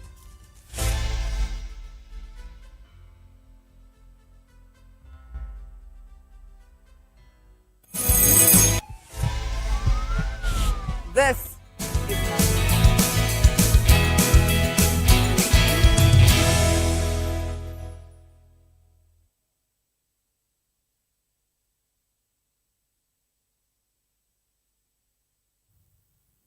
Well, Federal Capital Territory High Court in Abuja has ruled that diaspora chapters of Nigerian political parties are illegal, declaring that no registered political party has the constitutional authority to establish or operate branches outside Nigeria. The court also nullified the All Progressives Congress APC UK Diaspora Congress, agreeing with INEC that its activities fell outside the legal framework governing political parties in the country. In addition, the court ordered that over 30 million naira generated from the sale of Congress funds be transferred to INEC. The judgment has sparked fresh debate on the political rights of Nigerians living abroad and the extent of their participation in the country's democratic process. While the court affirmed that Nigerians in the diaspora are free to support and mobilize for their preferred candidates, it maintained that political parties cannot establish official chapters or conduct congresses outside Nigeria. The ruling also raises questions about whether existing electoral laws adequately accommodate the growing influence and contributions of Nigerians in the diaspora. We still have in the studio here with us, Mazi Amobi Ahieboro. Mazi, let me come to you. I mean, these people outside, what were they thinking? How do you react to this development? Whether the diasporans has a branch of their preferred party, wherever they are. It's neither here nor there. If the diasporans want to support, like the judgment said, they can support. So is it normal? Is it normal that we would have, for example, have the parties in Ghana would have congresses in Nigeria, would have candidates in Nigeria, residents in Nigeria, vie for elective positions in Ghana, and the congresses will be held here while they are here. It's not normal. It's an anomaly. But we seem to have embraced that. We have Nigerian parties registered in Nigeria with INEC, having congresses abroad. They're organizing congresses. The candidates can come from there to here to meet, can go from here to there. We seem to have made it, a thing. It is not true. It cannot work. It cannot work. It's not feasible. Because the action is in Nigeria. Okay. I think what they should do, what they should concern themselves about is support. It could be financial support. It could be moral support. So how do you think these judgments now will impact on politically savvy individuals abroad who want to support one or two persons in Nigeria? How will this they can do so. It has not. For me, I do not see any problem there, provided the candidates are in Nigeria. I do not see any problem. You can't support. Absolutely, diaspora support is humongous, because when they bring in their dollars of this world and pounds of this world and change it, we have a lot of money here. So their support is needed. What I do not subscribe to is having their congresses over there. No, it doesn't work, because that will mean cross-border politics, which has implications on the sovereignty of this country, because a lot of things can happen. Nigeria is a sovereign nation, and politics is so volatile in third world societies, and the one we do here is fraught with a lot of difficulties, not to talk of the one you will do over there and export. So I think to a large extent we should play our, if you are a diasporan and you have interest to run for a particular office in this country, you have to come back, because at the end of it all, it is for Nigerians and Nigeria. You understand what I'm saying? So it is well thought out. You have to play the politics in Nigeria. You can support from anywhere, but play the politics in Nigeria. That is what I think. Right. It is an anomaly. It is totally out of place. It is not the standard practice for you to have branches. They are not financial institutions, that can rake in money, that can, spread their tentacles and what have you. Politics in Nigeria seems to defy a lot of odds. Let's take this conversation back to our virtual guest, Comrade Odubai. Thank you very much for joining again. And the ADC has a global network. You are with the ADC, and the ADC has ADC Global Network. How have they impacted on the activities of ADC, seeing that a court ruling has nullified congresses and activities of political parties, residents abroad, political parties in Nigeria that have offices abroad in diaspora?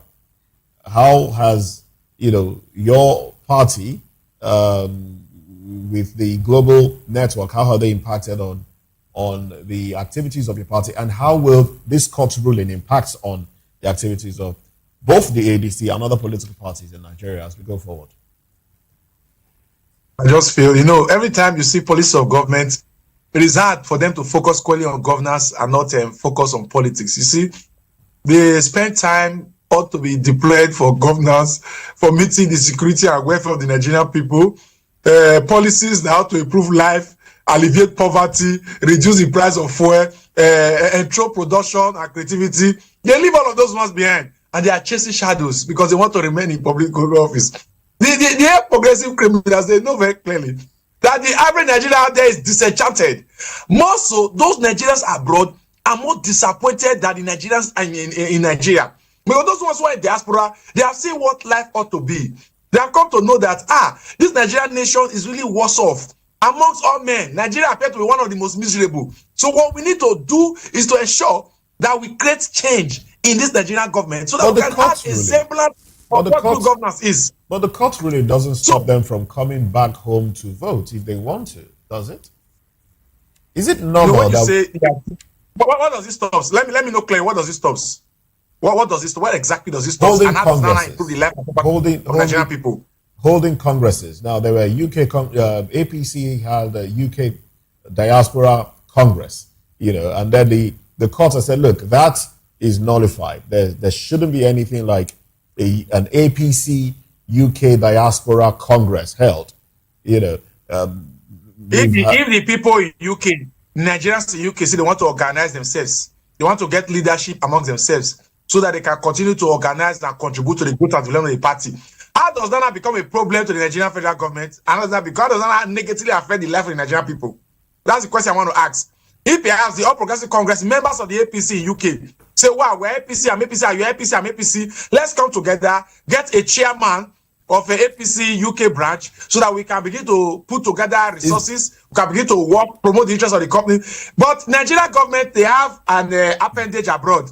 They are looking for funds, they run to the UK. They have a diaspora commission there. They have everything that we ensure that they promote the Nigerian government and to beg for investors. Those ones are there. But the political parties who are mobilizing Nigerians in diaspora cannot gather because they believe that the opposition now has an edge over it. So they are looking for, so they won't look at those attacking against the opposition. They will not use the APC UK as an example. But we know.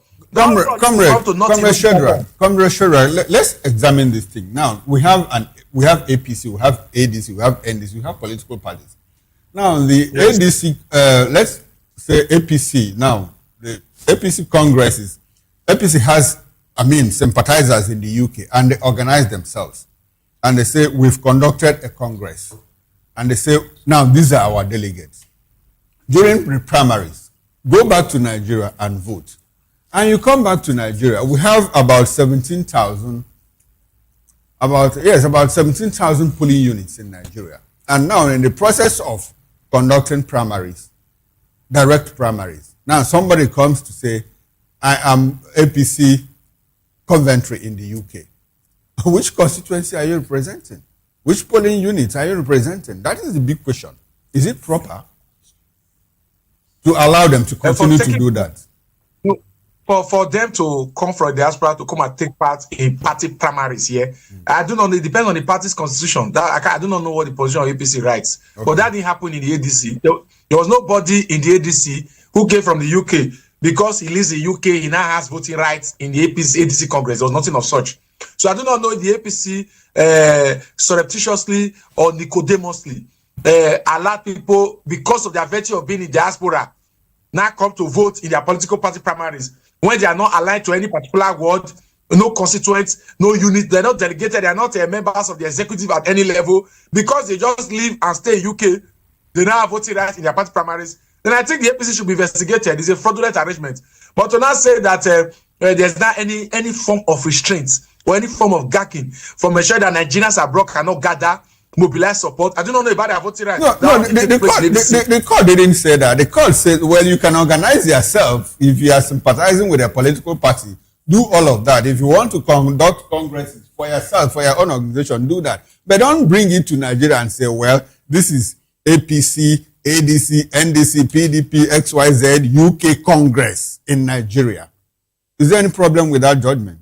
Do you see anything wrong with that judgment? As you can see, that abnormality you spoke of only happened inside the APC, because that's the party of abnormalities. So it didn't happen in the ADC. So I should not concern myself with the illegalities. There is an ADC global network. There is an ADC global network. Are you not aware of that? They did not come to vote in the party primaries we did. That brought in David Mark.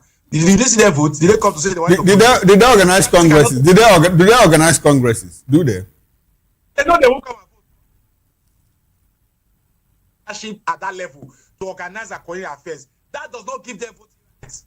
They are voting rights in the Congress of Nigeria. Odubai, now that we are talking about voting rights, let's talk about diaspora voting. Do you think that Nigeria is ripe for diaspora voting? I mean, Nigerians in the UK, in other parts of the world, say, well, this is election, 2027 general elections. On the 16th of February, we need to choose who becomes our president. Though we don't live in Nigeria, we are outside, but let us choose who becomes our president. Like, I mean, you are in the UK now, and your passport is expired, your Nigerian passport is expired. You want to renew it, you simply walk into a consulate or an embassy, high commission in the UK, and you do all of that. Election period, are we ripe for that? You walk into an embassy or a consulate and you say, well, I'm voting for party ABC. I'm voting for party XYZ. Are we ripe for that?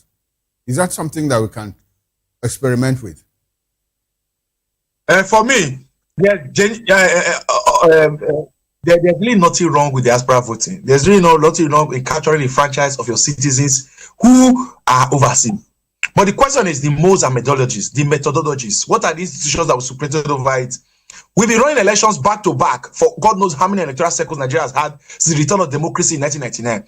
Nigeria is still finding it difficult to organize and coordinate the votes of Nigerians in Nigeria who come out physically to cast their votes under the auspicious eyes of the Independent National Electoral Commission, police, and the national and international observers. And yet, we have so many irregularities, so many dubious, unforeseen circumstances beyond their control. Even if they do election 30 times, there is just one new unforeseen circumstances. We have numerous glitches. So, because when we have not been able to carefully coordinate ourselves here, why not want to go and coordinate people who are in diaspora? It's not that we do not want them to vote. It's not because they don't have the right to vote. It's not because we should deliberately disenfranchise them, but because the Nigerian institutions is so weak. The courtesy of the Nigerian government, who is able to put his house in order. Because when we put our house in order, we shall be moving towards electronic voting. Once we place electronic voting, it should not be easy to capture those, whether they are in prison or they are abroad, wherever they are, as long as they are Nigerians.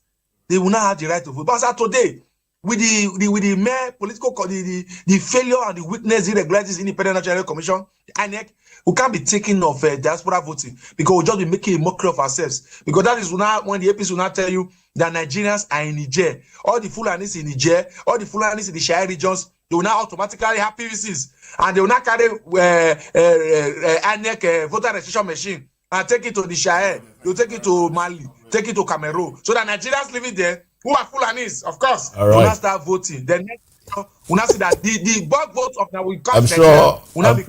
I'm pretty sure. Well, thank you. We very know much. what they are doing. Any policy they bring is that to skew the system to favor them, and we are watching them killing. Thank you very much, Comrade Odubai, speaking from the point of an opposition. It's okay. Sorry, let me weigh in on it. I think diaspora voting is long overdue, just like yesterday. Will this affect because the burden on diasporans to their families are so much.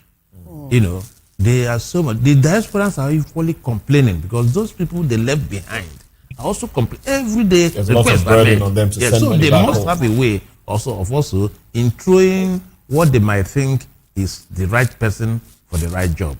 So on that score, I think it is, one professional body in this country do voting while in their offices. A professional body do voting while in the office, and it's credible. Yeah. Okay, you say so. So if all things remaining constant, we can do diaspora voting. In fact, we should be itching towards electronic voting because that is the only way, one, to ensure large participation. Now, the INEC register is telling us that we are 97 million or thereabout. And at the end of each election, you have 24 million and all that. If you go the way of digital voting and all that, you see the number will go up because you sit at the comfort of your office or your home and begin to vote, and these votes will count. So it's a way to go. It's a way to go. Now, with this ruling because we see our politicians go abroad, go to Chatham House every now and then when elections are around the corner. Will this ruling affect that in any way? I do not think so. Qualitatively, there are different things. You are talking about branch of a political party, and you are talking about a politician who wants to sell himself or his party, in the international platforms and all that. No problem with that. The only thing is that we refuse to create such international platforms in this country. If we had enshrined political debate for executives, like the governors and the president and make it mandatory, enshrine it in the constitution, it becomes a platform for you to sell yourself, for you to sell your manifesto, if there is any in this country, for you to pontificate on what you think you will do, extraying the flaws of the past administration or the current one, and then projecting in future what you are likely to do. It becomes a political, a platform. It can be likened to the Chatham House thing. Chatham House is just a private thing. It's not even a UK construct. So you give it a bite, give it all the necessary international appellants that it needs, and then we'll go. So I think going to Chatham House is no longer an issue. You'll find out that in the towards 2027 election, people will not fancy going to Chatham House again. I think so. No, they will not, because it is a place where you go. They will ask you questions. You refer to some other person to answer the question for you, and all that and all that. So it's not. We are not getting the dividends of Chatham House. So why can't we do it here? Elevate our own platform to match the international platform. All right, then. Thank you very much. This will be a good place to anchor this conversation. Odugbai would like you to stay with us. Would also like Mazi Amobi to stay with us as we get into another conversation now, looking at the legacy of former President Muhammadu Buhari. 1 year on since he passed, Buhari's legacy still divides opinion. Let's talk about this when we come back after this break.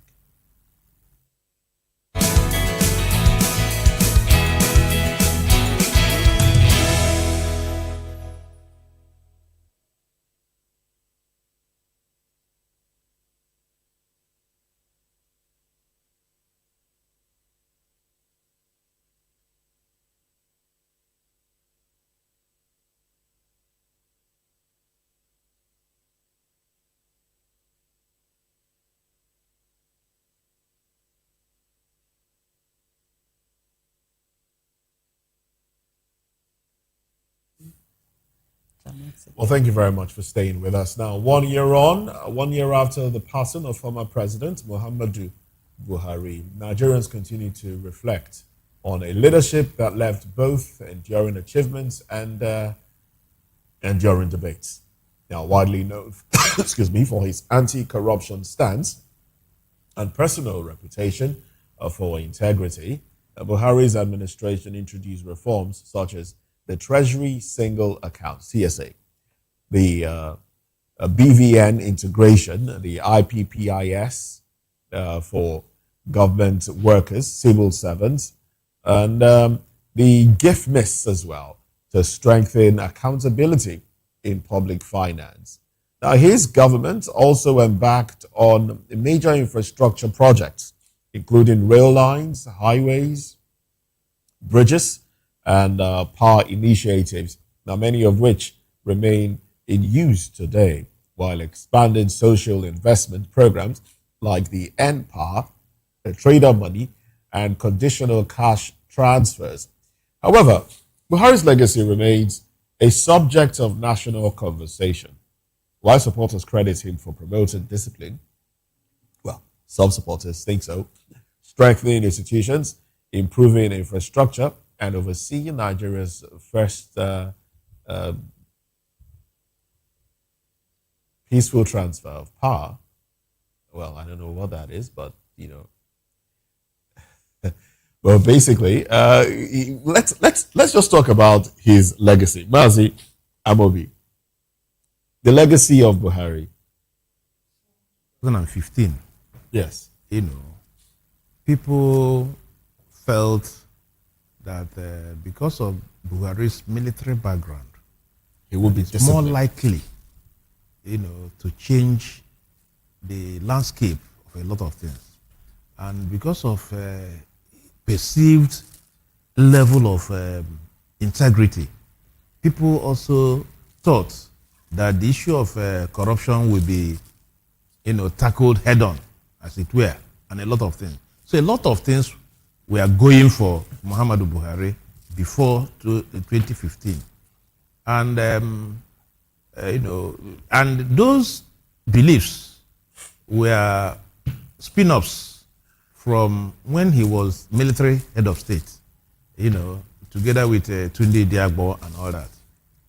And you know, they went on and on and on. Yeah. After 8 years of Buhari's presidency, you know, tongues started wagging as to what Nigerians thought he was as a military man, and presently at that time, and then a civilian head of state. Military has a way, you know, it's, you give instructions and it will be carried out. Politics have intrigues and all that. That is why you can perform as a military head of state and find it difficult to perform as a civilian head of state because of the checks and balances and what have you, and because of the, you know, interests here and there that you need to also assuage and what have you. Probably those things affected his civilian presidency, and after his 8 years in office, a lot more people felt Buhari did not do well, that the economy nosedive, insecurity deepens, and then a lot of things went haywire. And that was why at the earlier stage of this administration, efforts were made to distance themselves, you know, from Buhari's 8 years, despite the fact, despite the fact that they are the same political party. You say a lot of people. Yes. Alan, what's your own opinion? About what? Do you think that he did well as former head of state, former president? What's your assessment? A lot of things went south. I'm trying to lay the foundation. Okay. Because I said at the earlier stage of this administration, you know, they decided to distance themselves because people were pointing towards 8 years, you know, when Buhari was in the saddle, and they decided to, you know, distance themselves. But later on, Mr. President said, Buhari is me. I am Buhari. Reconnecting, you know, and all that. And people are also saying that it is a continuous administration because it is the APC administration. Between 2015 to the present day, I do not think any right-thinking Nigeria will come out and say the economy has, been, stable, and then Nigerians are better for it. Security, you can now say in all facets of this, economy, the indices point towards, south, as it were. We have not had it very, very well. And Tinubu government saying that it is me and I'm him and all that has continued in that trajectory. So little wonder why I was able to, in 2022, buy a bottle of granite for 500 naira. Now I buy a bottle of granite for 3,350, 3,500 and all that. So how can I, in my normal senses, begin to say that the administration has done well? Of course, the fortunes of Nigeria have plummeted, within these 8 years of Buhari and 3 years of Bola Tinubu. So what we need to do in the remaining life of this administration is to see how, they can try to mend, try to cushion the effects, try to see whether something can happen so that Nigerians can breathe again. Nigerians are activating, as it were. All right then, Comrade Odubai, let me come to you now. Buhari is one lucky individual, as a lot of Nigerians would think. He was both head of state and president in Nigeria in his lifetime.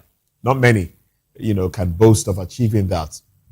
Now, let's look at both when he was head of state, even before he became, when he was head of state, when he was coming back as president, civilian president, there was the talk about, he will bring sanity to governance, he will bring sanity to the economy, kick against indiscipline and the rest of them. But how would you assess your own broad view now of his reign? Let me put it that way, his reign, both as a head of state and a president in Nigeria. Regardless, you do understand that there are people in Daura and other northern parts of Nigeria that still hold him in high esteem, regardless of what some of the people might say about the way, he ruled the country, especially as a civilian president. What are your thoughts on the legacy of the man?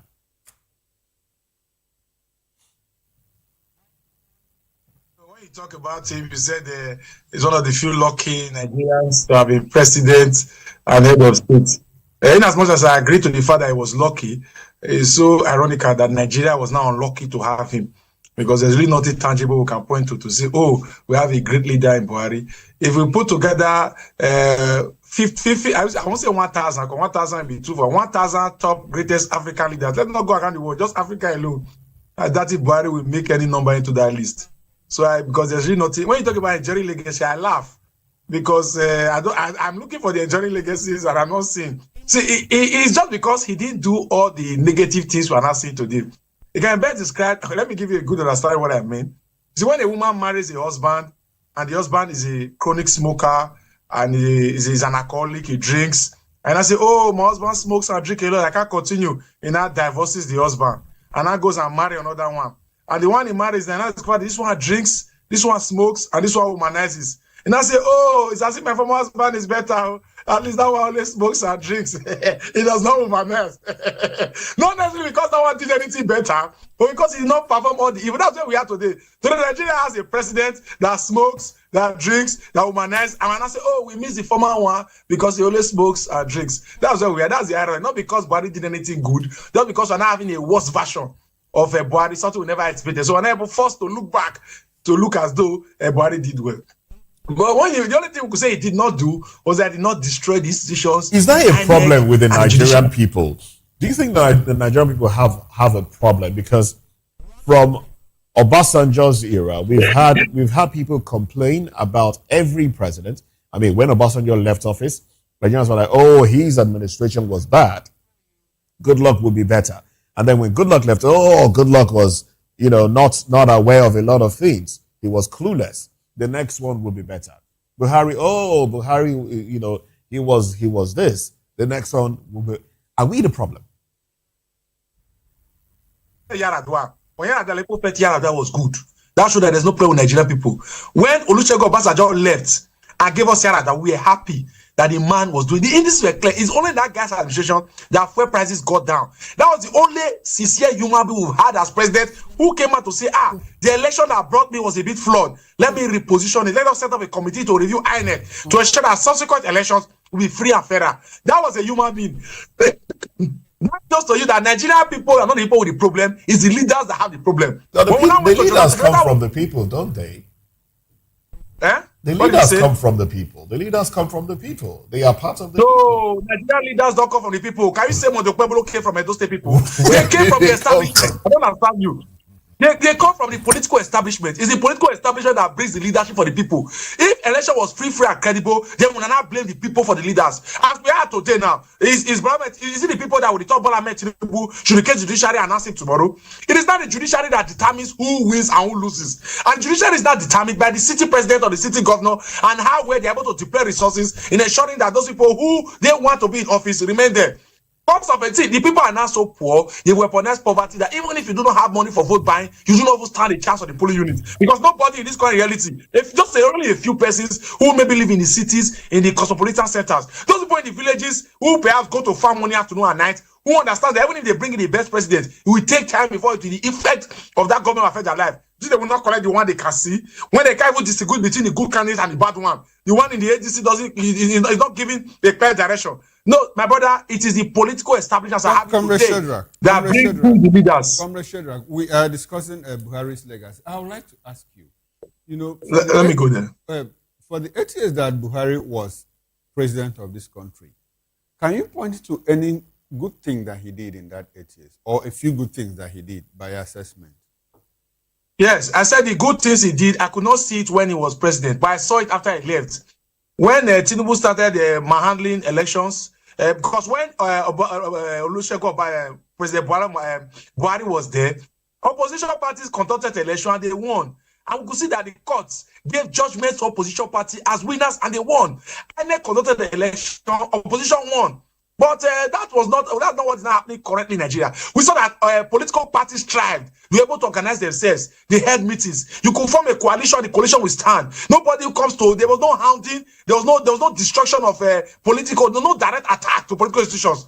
So when the man now left, I now got a version of him that could destroy and make sure that Nigerians could not offer any opposition, that Nigeria could not have an alternative in the coming years. That's why I now began to appreciate him. While he was there, I didn't appreciate him. That's why I gave you the issue of the president, the husband who smokes and drinks, and the one who smokes, drinks, and womanized. You miss the one who only smokes and drinks, when you now have the one that has all the backing. Honorable, So do you appreciate the fact that do you appreciate the fact that Nigerians have been asking for restructuring all this while, and more like some people believe that he kickstarted the process of restructuring? Before he left, he said, kickstart in what way? Okay. What can I point to show that restructuring was kickstarted? Okay. Now let me tell you. You discovered that before he left, the issue of electricity generation, railways, and correctional facilities were in the exclusive legislative list. Only the federal government, the central government, could legislate and make policy decisions on those areas. But before he left, he said, well, constitutional amendment, and it happened. Well, states can, as a matter of fact, build railway lines and manage them. States can build power generation plants and also build correctional facilities. It wasn't that a process of kickstarting the process of restructuring? You don't see that. But the GENCOs and the DISCOs are still under the federal government. Can the state government now say, we do not want, for example, can I just say, wake up and say, we don't want BDC anymore, we don't want to take monopoly of our power generation? All those things they said to us, those are palliative restructuring.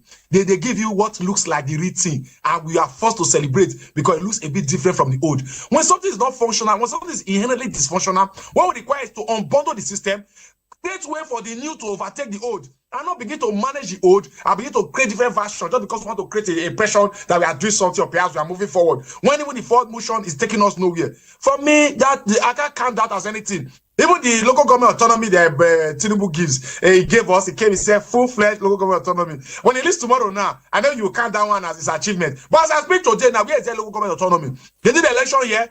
See, this thing, I don't want to be calling, restating Edo State as if we are talking national and calling Edo State.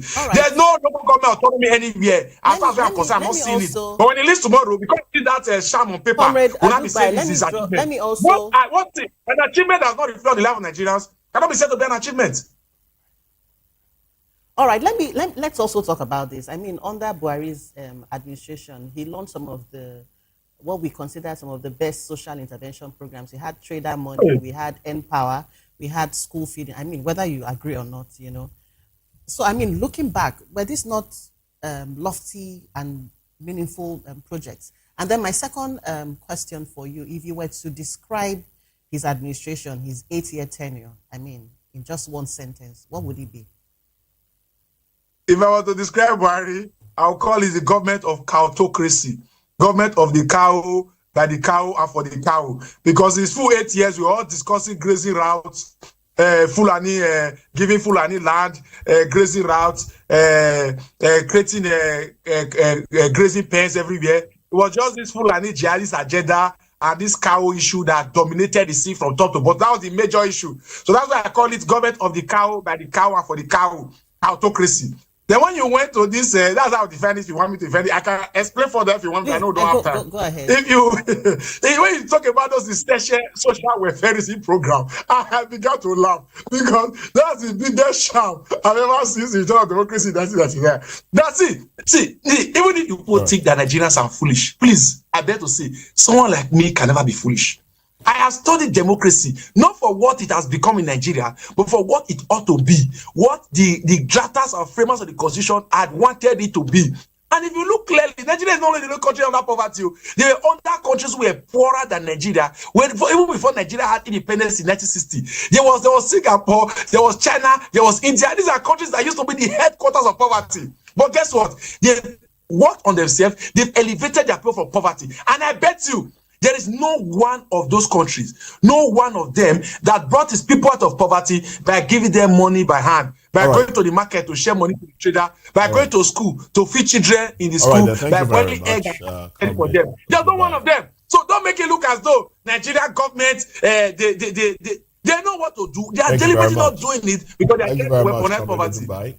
Is it any other country you know that empower people by sharing rice? Well, thank you for coming on the program. Thank you for your thoughts. When campaigns start properly, we would like to know what you intend to give the people of Edo State, seeing that you're contesting. Of course. It's always interesting. It's always interesting to hear people speak, when they are in the opposition. it's always interesting to hear them speak. But when they align, it's always a different tune. Special advisor to Governor Vasky on Youth Affairs. So that area is not new to me. I won't go there and say, oh, I left my brain at home. I've been there before. I'm out and I'm going back again.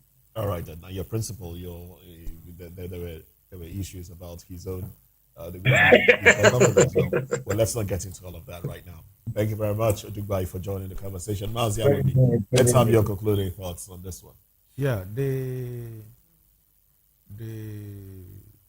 N-Power program and what have you was a sham. I couldn't imagine the vice president. Treasury single account. Yeah, and all that. Well, Treasury single account. Trader money was a sham. The vice president was in the market sharing money and all that. You can't do such a thing. Some call that vote buying. Let's not forget you can't do such a thing in an economy as sophisticated as a Nigerian economy. When we have a lot of things, you see, government is there as an enabler.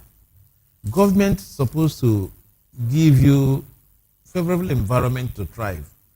If there is electricity in my village, and some of these guys cannot come to Lagos, some of them that are, that cuts hair, barbers, some of them that are welders, some of them that are hairdressers and what have you, will remain in the village where they do not pay house rent, and then it's a walking distance from their house to where they do their business, cannot come over to Lagos and begin to sleep under the bridge and all that. So what we are saying is that government is an enabler anywhere. Government doesn't, they will make policies. Government is predicated on making policies that can enable SMEs to thrive. You understand what I'm saying? Yeah. And this is where they should focus their energy. Right. I'm not talking about kuli and akara business now, but SMEs that can also employ 2 or 3 persons. Yeah. Those 2 or 3 persons you have employed has also relatives that they, so the chain effect, chain effect is felt everywhere. So that is what government should do, and not to begin to distribute money. All right, then. Thank you very much, Mazi Amobi-Heguru and Comrade Dubai, for your time and your thoughts on the program. We'll take a break now. When we come back at 10, it would be newspaper review. I would like you gentlemen to stay with us as we get into newspaper reviews. Join us again at 10 for paper review. I'm Moses Humphrey. Bye for now.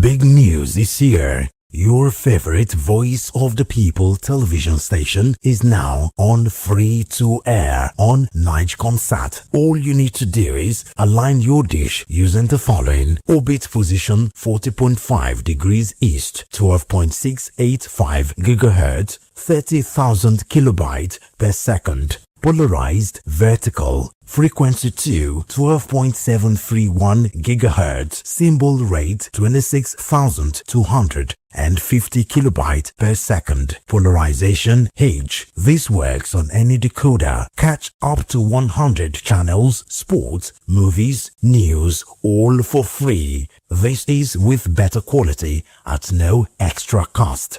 Voptv on Free TV. Now you have more than a voice. Nigerians, your voice matters, and in 2027 it starts with your permanent voter's card, your PVC. If you're 18 and above and you're a Nigerian citizen, you have the right to choose who leads your community, your state, and your country. But that right only counts if you have your PVC and your name is on the voter register. Here's what to do. First, check if you're registered. If you're not, or if you've moved, lost your card, or turned 18 since the last election, go to the nearest INEC office or an INEC registration center. Second, it's free. Don't pay anyone for any registration or collection. Third, collect your PVC early. Don't wait until the week before elections. INEC will announce dates. Listen to radio, TV, and follow INEC's official pages. Your PVC is more than plastic. It's your power to hold leaders accountable. It's how you decide on roads, schools, hospitals, and jobs for your community. When you vote, you decide the future of your children.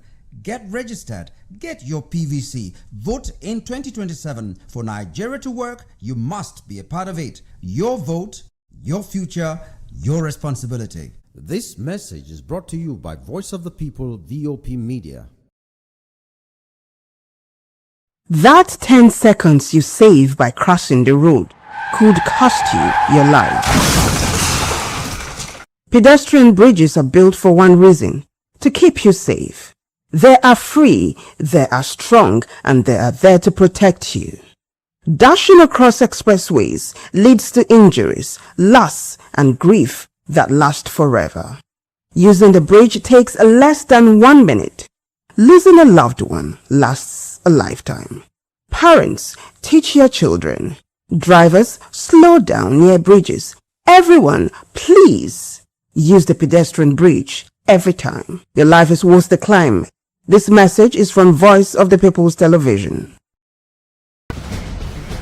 Join us as we drive into the world of politics through insightful interviews with prominent political figures, both serving and former governors, ministers, senators, legislators, party chieftains, activists, and analysts. Get first-hand information into the decision-making processes that affect our daily lives. Highly engaging 1-hour program that brings political discourse into focus. I am Chukwuma Okoro.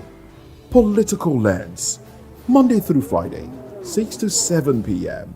Join us.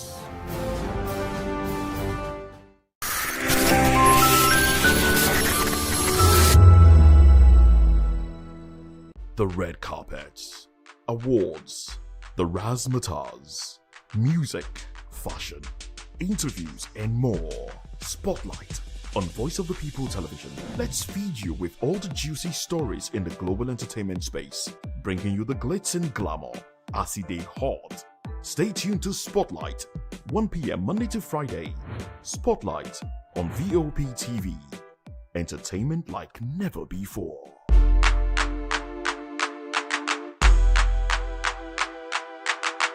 The rains are here. They bring relief, green fields, and fresh water. But they can also bring danger if we are not careful. Rule 1. Avoid flood waters. Never walk, wade, or drive through moving flood water. Fast-moving water can sweep you off your feet, and that water may hide open drains, sharp objects, or live electric cables. Rule 2. Stay away from weak structures and slopes. Heavy rain can weaken buildings, walls, and hillsides. Avoid sitting on the old buildings, billboards, or trees. If your area is prone to landslides, report cracks or soil movement to emergency agencies immediately. Rule 3. Protect yourself from lightning and accidents. Stay indoors during thunderstorms. Avoid open fields, tall trees, and metal objects. If you must travel, drive slowly. Use your headlights and never use an umbrella near power lines or while riding. And Rule 4. Stay healthy. Clear your gutters to stop mosquitoes that causes malaria. Boil or filter your drinking water. Keep food covered to avoid cholera and typhoid. And wash your hands often. This rainy season, stay alert, stay prepared, stay alive. This message is brought to you by Voice of the People Television. In a world where power shakes with every headline. In a nation full of questions. In a world filled with noise, the truth needs a voice. The policies that shapes our world and the economy that determines our future. Every hour, every day, the grapevine keeps buzzing. And together, we are committed to telling the stories that shape our world, because your voice is our focus. Don't forget, our voice matters the most. Let us come together and share our concerns.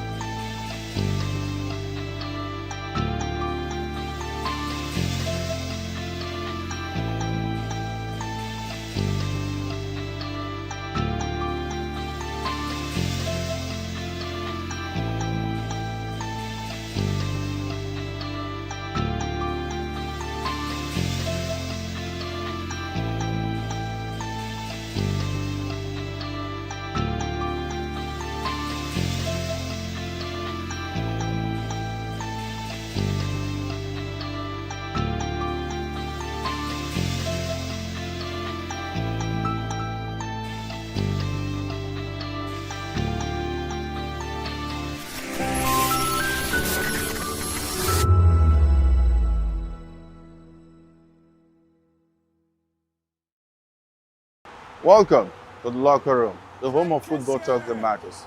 I am Jerry Arpillon. Join us every weekday, Monday to Friday at 5 p.m. Nigerian time, as we share the hot takes and hot debates in the exciting world of football. And joining me are the usual suspects, Ikechukwu and Mayowa, as we break down all the hot takes and everything that's happening in the football. Don't just watch football, live it with us. Catch us on the locker room and Voice of the People television at 5 p.m. Nigerian time. And like I always say, if not going to the talk, please discuss. In a world where truth is the ultimate power and opinions scream the loudest, it's time to wade through the noise. Hunger no get tribe! Hunger no get religion! And scan the human interest and trending topics that matter. Stay tuned to The Issues, your plug to the stories making the buzz, from politics to science and technology, social justice, and more. Let's tackle the tough questions and expose the truth. The Issue. Jerry Arpillon. Join us every weekday, Monday to Friday at 5 p.m. Nigerian time, as we share the hot takes and hot debates in the exciting world of football. And joining me are the usual suspects, Ikechukwu and Mayowa, as we break down all the hot takes and everything that's happening in the football. Don't just watch football, live it with us. Catch us on the locker room and Voice of the People television at 5 p.m. Nigerian time. And like I always say, if not going to the talk, please discuss. Hey guys, it's your girl Arika of the Dimples, aka Risky Baby, and you are watching Voptv. Do not go anywhere. Where are you going to? Stay here. Calm down. Stay here if you're not. What's up, everybody? Who's Arco here, and I'm hanging out on Voptv. Keep it locked, don't go nowhere. Let's go. Hi everyone, my name is Yvonne Jagade. You are watching Voptv, and don't change the dial, because I said so. Who's happy to post? I mean, who's happy the most? Because when shit goes south, y'all be happy to ghost. When you make a wrong move, they be happy to roast. But be careful when you win, who's not happy to toast. I am VJ Adams, and you rock with Voptv. Don't move. Hi people, Bisola here, and you are watching Voptv. Mwah. Shout out to Voptv. It's so good to have you on the red carpet of AV. Love you all. Wishing you all the best. Here's a shout out to Voptv. It's your girl April Oshidikwe at the AV premiere. You know what it is. Hi everyone, my name is Linda Ejiofor Suleiman, and I'm live at the EV premiere. Keep watching Voptv. I want to say hello to my Italian friends. I want to say them that Nigeria is the best country in the world, and I'm so happy to be here. Thank you so much. Hi guys, my name is Tomowatebe. I'm an actor, and you guys are live on Voptv. Keep it locked, because I said so. Ladies and gentlemen, boys and girls, it's your girl Philly Storms out here, and this is a big shout out to Voptv. Hi guys, my name is Charles Bourne. My name is Lydia Lawrence Nze, Please and keep watching Voice of the People television. Love ya. Welcome to Romeo Pizza.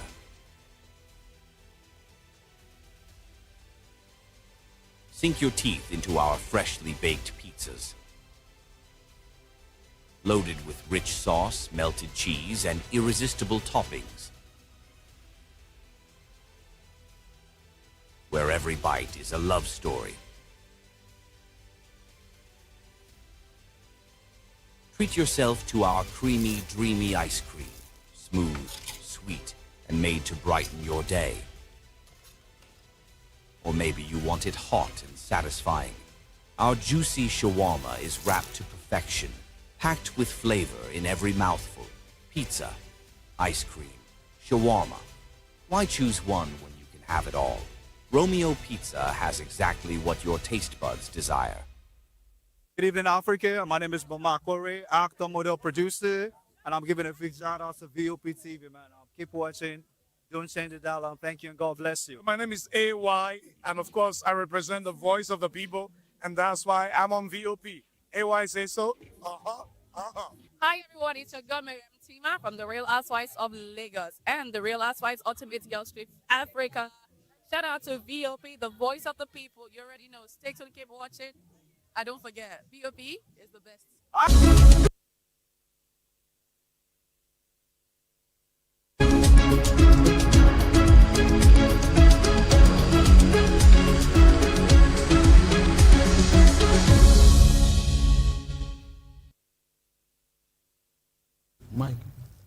Welcome to Newspaper Review. I'm Jane Ogoye, and we still have with us in the studio Mazi Amobi, Ihebure, Public Affairs Analyst. Of course, we have Chukuma Okoro here as usual, and we've been joined by Joseph Folorunsho, also a Public Affairs Analyst. Good morning, gentlemen.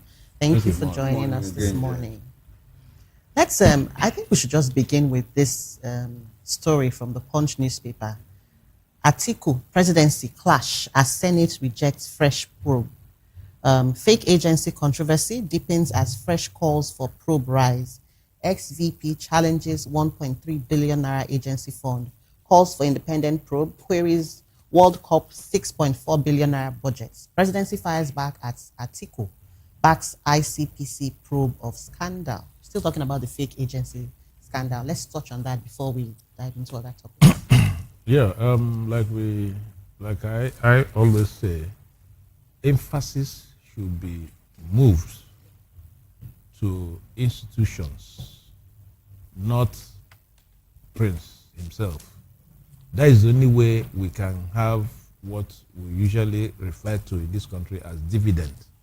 You know, we must interrogate the system. How did Prince, you know, the narratives are beginning to change. He has not seen Baja before, like he said, the man, the go-between is dead, and all that and all that. I said that narrative is not correct. Let's look at the institutions. How did he get the office space? How was he able to get approval to open CBN account? How was he able to get the domain name, you know, in favor of that agency? How and how and how? So emphasis should move to institutional deficiencies than Prince himself. That is the only way we can, have a kind of sense that the presidency have done well. This idea of trading blames between Prince and Baja will not help us. And since the government in their, infinite mercy did not consider it expedient enough to ask some people to step down so that investigations can move smoothly and seamlessly, so be it. Because, like I said earlier, the government should pander to the whims and caprices of the people, not to what they consider. Government cannot know it all. It is what the people do that matters a lot. In Senate clans, where accountability, electoral accountability and transparency goes where, the government will always pander to the whims and caprices of the people, not thinking, playing the headmaster role, as it were. So this scandal will not go, very fast. My problem is that the length of time given to ICPC to come up with their report is so long that will make us lose focus on, the germane issues that should occupy our space. So this back and front government, some people will say this government will challenge. It's as if they have already taken side, which government is supposed not to be. All right. I think for me, it's very, very unfortunate, and presidency should be presidential in this kind of issue, because just like what Mazi said, focusing on the person in question will not resolve any issue. This man is saying that an organization at the federal level that will interface between us and other country, other international organization, for you to see this kind of allegation or scam. I think by now, maybe there's a difference between sack and step down. People would have, okay, some people that have been mentioned would have step aside for proper investigation. But because this man equally alleged that he have an interaction with investigative agency that they're supposed to be like the gatekeeper of, in terms of our money, in terms of our reputation. He mentioned the EFCC chairman. He was able to admit it. Okay, by now, some of those head of organization that he has mentioned, I think they should be able to put something out there. Yes, we met this man, and this was our conversation. Then is it equally fake when we are calling the man as or the organization as a fake agency or fake personnel of government. The office is equally fake, or is they have been using the AI office? Because this man said that they asked them to be using an apartment in a federal secretariat, then depending on where they will get another place, which carrying the EFCC along. So, but now I think the chairman of EFCC, who is called double as a pastor, but now where we actually love, we're talking of EFCC. Yeah. Our international community that have been supporting us in terms of fund, in terms of everything, by now EFCC should be able to put a statement there. So if they cannot put a statement there, I think they should allow that guy to go and be coming from home to the court. Then secondly, the allegation we equally hear in police, they are arresting him for not appearing in the court the day that the matter is supposed to come up. For me, we are already playing down the issue. The issue is not whether the man came to court the day that he's supposed to come. The issue is this man has been operating on behalf of you and me and our federal government. Is it true? He mentioned some people's name. He mentioned that even there is they told him whenever there is any bottleneck, they will just say, don't worry. And he will go to those other places. And he has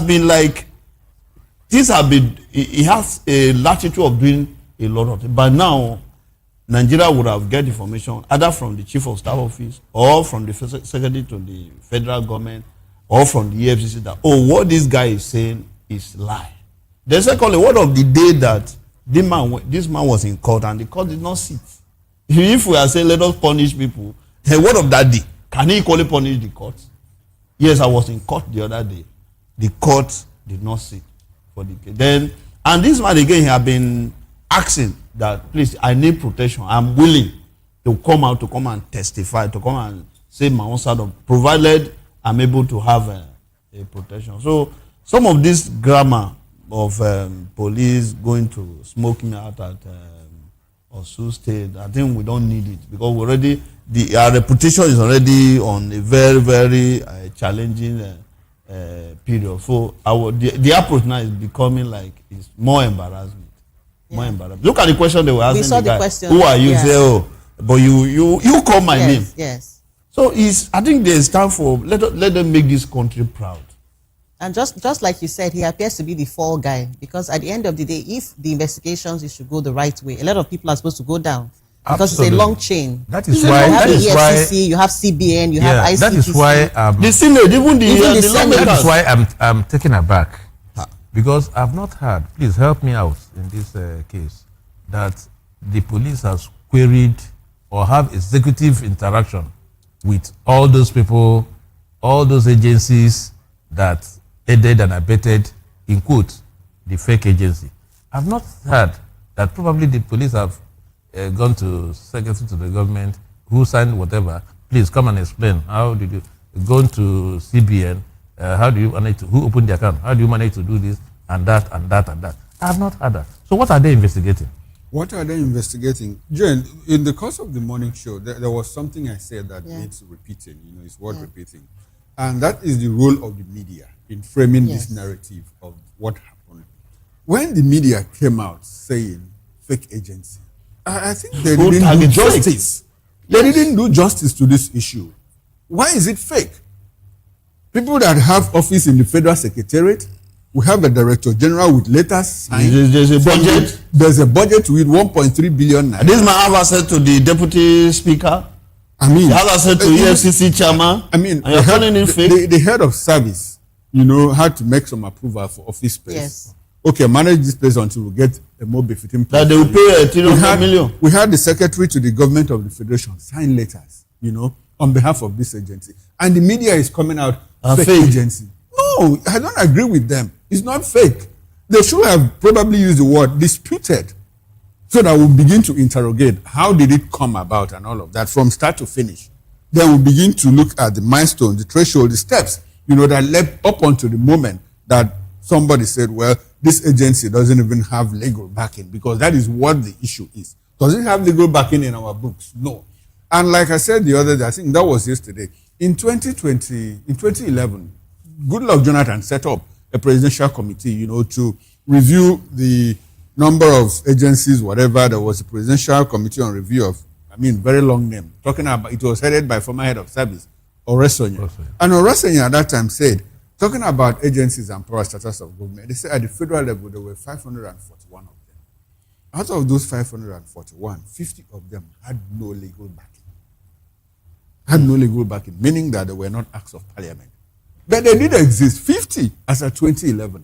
And of those 541, 55 of them didn't come under the supervision of any ministry of government. But they existed. At that point, did we ascribe that name fake to them? They were not fake. But they didn't have legal backing. While we are discussing this is that at some point, somebody said, I paid 400 million naira. Who did he pay that money to? Who did he pay the money to? And then there's a middleman who's disappeared somewhere, along the line. And now we hear again. The issue is that he's even asking for 48% of the 1.3 billion naira. That was what triggered 7.4 billion. Yeah. That is what triggered the whole of this argument now. And the media is coming out that it is fake. No, I'm sure that a lot of money will have gone into the media to frame this narrative, to reframe it to the extent that the spotlight is on one person and another person is shielded. You see how the president has said, well, Nike has even weighed in and said, I support Femi. He didn't do no wrong. We have legislators saying, well, what Femi did, let's absolve him of. And in all of this, the president went on to appoint him the chairman of a 7-man committee for state police. For state police implementation. In the meantime, this state police bill has not been assented to. It's still at the level of State House of Assembly, legislating on them whether to approve or not. We hear that they have all agreed, but we have not seen the assent, assigned by the speakers and all and of then that. yesterday And we again, talked about that, the fact that the House of Representatives is also trying to amend its own adoption. And so what's the committee coming to do? You are putting the cart before the horse. And so it is the cart that is dragging the horse now, as we normally do in Nigeria. In all of this, I just believe and I hope and expect that this thing will not be swept under the rug, under the carpet. Due diligence in conducting the investigation. Atiku has disagreed with ICPC. Atiku is saying, well, we need an independent investigation. Because looks like from the way things are going, they're already shielding the chief of staff and the head of service. Nobody has mentioned her name. The secretary to the government of the federation, nobody has mentioned his name and all of that. It should be a very comprehensive investigation. But on Monday, I think for me, the Senate. On Monday, the head of service said the prince fooled her with a fake letterhead from the presidency. And you didn't confirm. I found that outrageous. You didn't confirm. Yeah. And so let us go back to that Oresonye report that said 50 of them had no legal backing. And I'm sure all of them are still existing because as at the time I checked, how many agencies of government do we have? We still have 551 or even more. Yes. And those ones that didn't have legal backing, have they been upgraded? Have they been updated? Have they gone back to the National Assembly to, stamp of authority by an act of parliament establishing this institution and what? And so this investigation should be more encompassing and go beyond this Femi and Adeyemi saga. It should be more comprehensive. I think for me, the addition to what you just said is, I think there's need for those that are working for that, those that are in government office, they should be schooled. Let them school them when they say government. What do you mean by government? Because what I know, after God, the most powerful entity in the world is government. And the office of chief of staff is like a gateway to the presidency, apart from other ministers that you need to go through the House of Assembly. So it should be like, the chief of staff is having the second heart of the president. So if it's an allegation that is pointing to him, I don't know what the way the international community or that country will be, because this guy have a meeting with ambassador and they have had an agreement. So there's a lot of deal. How would those they will call some of the ambassador. So it means that you have been dealing with a fake person. So that like what Oga Chukwuma have said, I think we should quickly change the word that fake, because it's allowed, we are now demarketing ourselves the more. I think they should the media should not be allowed themselves to be used to be pushing the narrative of fake. Once let me chip in this. The NGOs,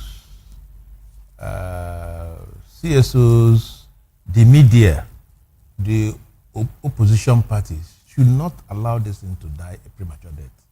It is their responsibility to continuously put this thing on the table until after 3 more weeks when ICPC would have done their this thing. Because if they do not do it, no person will do it for Nigerians.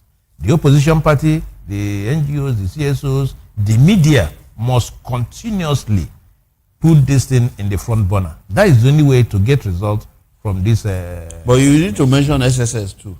Yes. Because SSS to be like, it's supposed to be the eagle eye that we even see beyond the EFCC.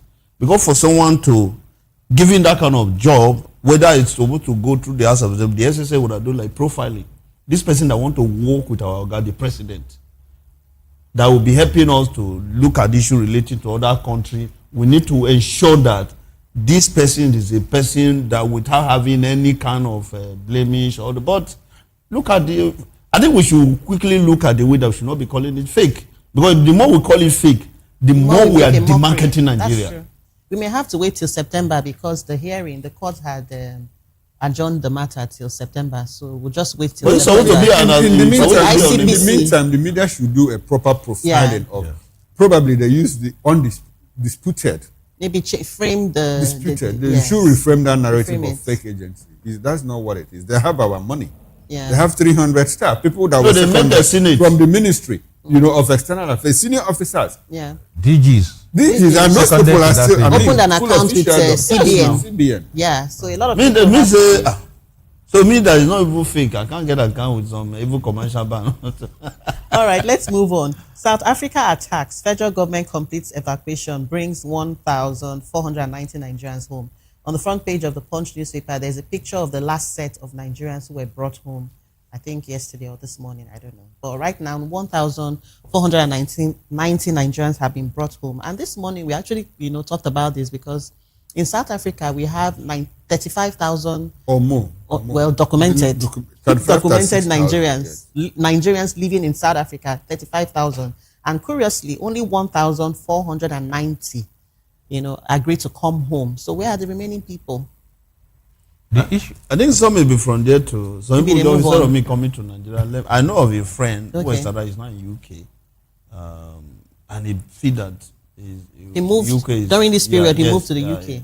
Moved to UK from South Africa. Yes. Was he officially his own resident in South Africa? Yes. Now he was even. I think it was even the immediate past president of Nigeria Union in South Africa. Okay. Really? The guy that moved. Yes, I recall.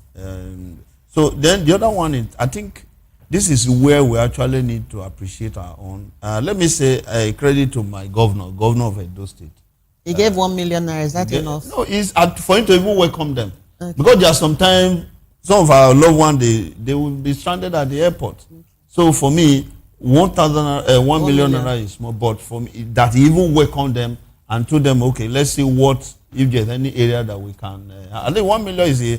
Let's just say, okay, let's just see what you can start with. So all governors and other wonderful Nigeria, because it is not their making that they find themselves, especially the children. I don't mind if some of those children will have a scholarship, and those that are in whether in tertiary institution or secondary institution, then the government should find a way to absorb them so that there will not be a gap in their educational endeavor. Then the lesson we need to pick there again is, I think anytime Nigeria want to assist any country, we should have a conversation. What is in it for us? Because with what Nigeria have done for South Africa, I don't think this is the way they should pay us. I don't think this is the way they should tell us thank you. Okay, 1,000 out of 35,000. 1,490. 90 out of 35 is infinitesimal. Now there is need for us to have explanations to this. There are legitimate immigrants in South Africa, those that have their papers and all that. And they're not asking the the medical personnel to leave because they know they need them. Now they are there, documented. Some other people that are not, are also documented, they refuse to renew their documents as it were and all that. So if government, and then there are people who said they are not coming back. There are people who also has indicated interest to come back. It is at this point, at this threshold, that we begin to interrogate the system. How would government feel when there are people in South Africa that has indicated interest to come back and are not airlifted? That's the crux of the matter. There are people who said, I'm not coming back. People, like Joe said, have relocated to some other place. What about the people that has indicated interest to come back? Government should not have a strict-jacketed approach to this. They should have, this conversation around lifting all Nigerians with a, let's not lose sight of the fact that the welfare of Nigerians is the primary purpose of government. They should lift all Nigerians that have indicated interest to come back, whatever it is cost. We are talking about billions inserted in the budget and what have you. Somebody, Malami, they've tried to forfeit about 212 billion naira property and all that. So government is not lacking. I don't think it is for lack of funds that government should not be able to lift any Nigerian that has indicated interest. When they started this airlifting, after the first airlift, APs, there was a kind of interregnum. 2 weeks, nothing happened. I think the issue was that, needed funds and all that before the man continues. I don't know what the last one, is it the fourth one or the fifth one? And there are people. I think what somebody else suggested Nigerians to contribute to ensure that those people that want to come back, comes back. I think government should be able to champion this. A situation where they will now say, we have done our bit. You have not done your bit. Those people that are there, you need to get them back home. So we should pretty much force them to come back. No, what I'm saying is those people that are willing to come back. Okay. No, Maza, I think the issue here is that from what the Nigerian government is saying, that the people that indicated interest to come back, 1,490 of them have been successfully brought home. And that's the final evacuation. I mean, there are other people who want to, stay back in South Africa and rough it out. Yeah. There are also other people, that like the white-collar jobs, like professors, medical doctors, lawyers, technical engineers and all of that. Some of them are still, they are in some, South Africa has this, there is a union. You have the Cape, the Transvaal and the Orange, whatever, And so this thing is more in where you have the Xhosa people, the Zulu people. They are the very violent elements in South Africa. And saying some parts of South Africa, people don't even know what's going on, and so people are doing their businesses normally. But then it has a national effect to the extent that, they said we have left 55,000 people have been driven out of South Africa by these violent or extremist groups. Now, that said, I think there are a lot of lessons to be drawn, in this. One of the lessons is there any need for any Nigeria, to go out looking for greener pastures? Realistically, yes. But idealistically, it shouldn't be. Because if you look in terms of blessings, we still think, it's still on record that Nigeria is the most blessed country in Africa in terms of resources. Natural resources, human resources, landmass, and everything. We have our ocean line, it's very impressive. We have a Minister of Blue Economy that should be able to translate that into humongous amount of money. Are we doing well? The answer is no. And so, because we don't see South Africans come here to hustle, to open car wash and barber shops in Nigeria, but Nigerians go there to do that in South Africa. And that is why it's easier for them to say, well, hey, we are taking our jobs, we need you to get out of this place. And they are enforcing it. It is happening before our eyes. That is one lesson. Another lesson, a lot of people that are in South Africa that were stranded, didn't get accurate information before they went to South Africa. Some of them is like, well, my friend, my cousin went there, it don't blow. So let me try. They sold shops, sold property. And their informal economy is very strong. And went to South Africa. And when you get there, you run into troubled waters. You have someone who said, I've been here for 23 years. It's not been easy for me to regularize my documents, because when you go there, the South African authorities said no. And so you keep going to renew. And a lot of people that want to come back can't even afford the fare. It's not just in South Africa. If other parts of the world where you go to, you see Nigerians that are stranded. People that were not properly informed, of what is going out there before. So let me quickly add this, that Fani Kayode has finally received his credentials and approval to serve as High Commissioner to South Africa. Okay, so we have a High Commissioner now. Okay, we have a High Commissioner. But they should beg him. They should beg him that, you know, some of our officials, the way they talk, when you want you to don't solve think a we problem, need that kind of person yeah, at this time? That kind the of way, except maybe he has been born again. He's not born again. Okay, let's just hope that he's born again. You need to be careful of what the comment will be making there, because in my village they say that where they are doing medicine for eye, you don't carry pepper. So that's sprayed in that very place. But don't you think? The other one. I wanted to say that. Don't you think we need somebody like very that? Aggressive. No. Foreign policy. For me, what we need to what we need to do is that if you push in Nigeria, inside Nigeria, the government will tell you that this is my citizen, and you will face the consequence. Some of those guys, they are saying Nigeria being killed by some non-state actor. So if they can be killing you in your country, and your government is not doing something practically, like showing to them that you cannot kill someone here, they can be doing everything, no matter. Okay, even if a lion is sleeping, if a lion is sleeping, you cannot go and hit a lion. Now the High Commissioner has resumed, so we'll expect that he's going to take up the gauntlet, the challenge. But still, back to the lesson that we need to learn. The Nigerian government still needs to do well, because a lot of people don't want to come back. You cited the instance of someone that moved from South Africa to the UK because it has the means. A lot of people don't have the means. There's a story on the paper which said that a Catholic priest in the US committed suicide because he was ordered to come back home. He doesn't want to live here. A lot of people are in that situation. Yeah.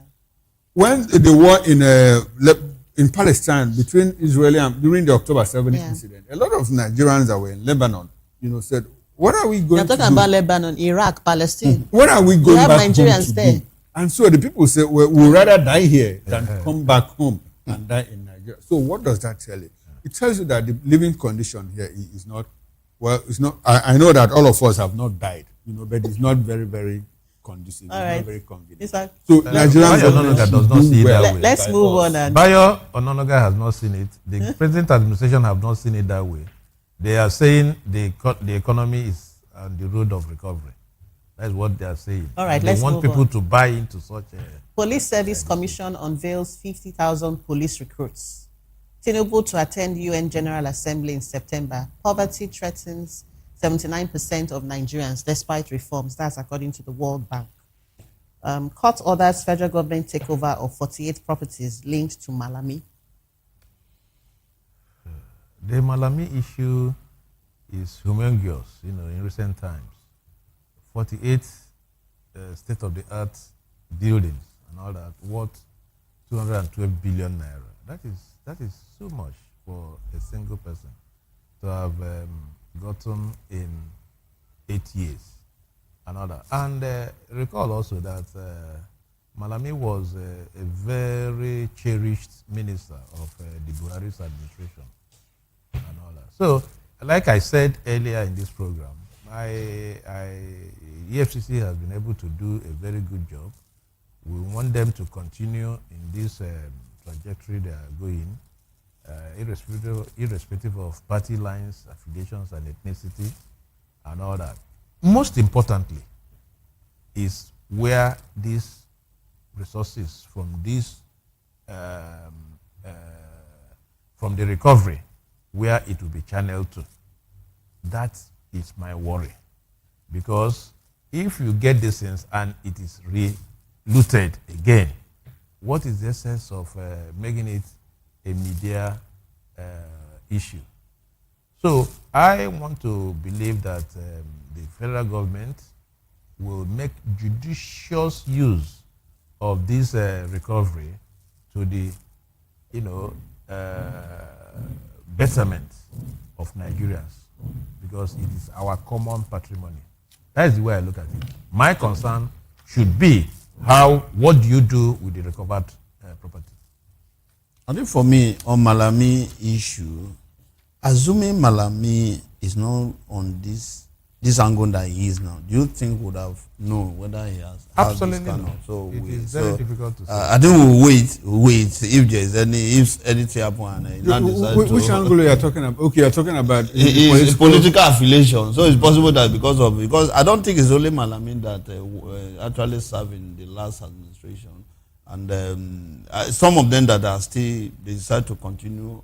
We are not hearing a lot of things from them. No, Malami is now an associate or is associated with another different political party. Yes, so to some extent, some of the policing agency in Nigeria, sometimes they are more political than even the politicians. So, but let's wait in future, because you know the time of this designing everywhere, you bodies and all those. Look at the judgment that is coming up from UK, which maybe tomorrow they are going to test it here and now see whether what the court in the UK said we agree. Then on the side of the police, 50,000 police recruits. I think the challenge is we've been getting a lot of things wrong security, especially on the side, because police is number one policing agency in a democratic system. Yes, we are recruiting these ones. The same, there are some police that are simply removed for PENCOM.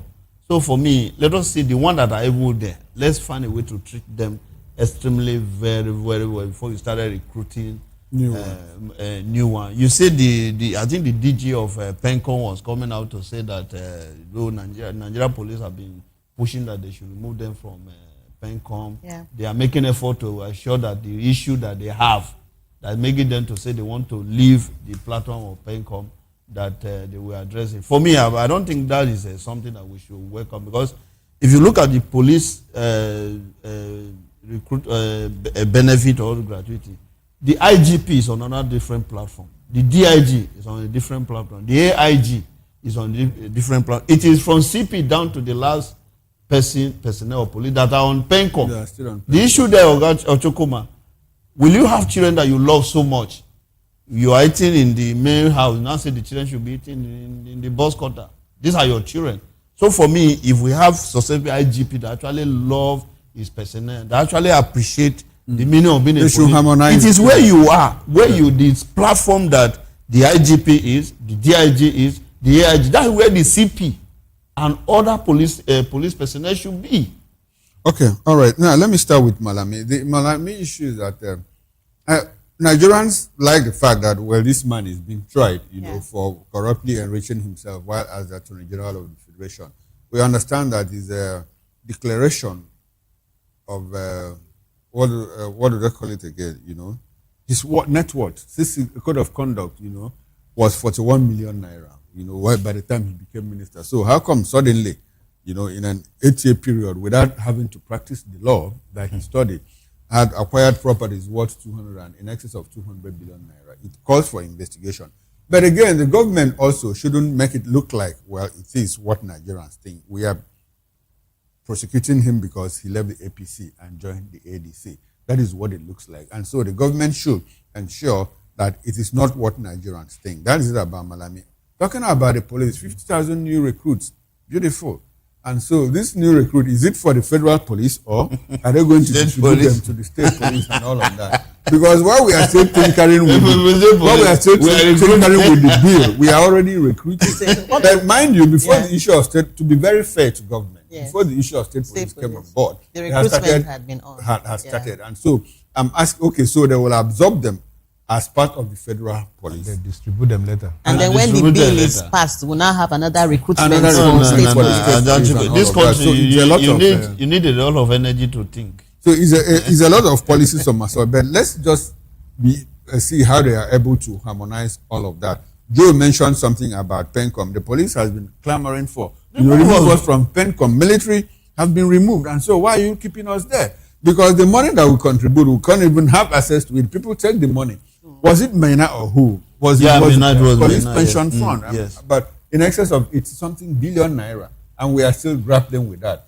Talking about what the World Bank says one thing, and they contradict themselves. I mean, the macroeconomic policies, the figures, the numbers are looking good according to them. Yeah. But they turn around to tell us that, I mean, more people are getting into poverty in Nigeria. So it's some form of economic contradiction for me. So they should come out straight. But we have a National Bureau of Statistics. I don't pity them because whenever they say something, economy is easing up and inflation is GDP dropping. is rising. GDP is rising. Nigerians say, we don't believe this agency. We don't believe. But when they say 2.2 trillion naira was contributed, as a ransom with a period of 2 years and all of that, Nigerians say MBS is doing very well.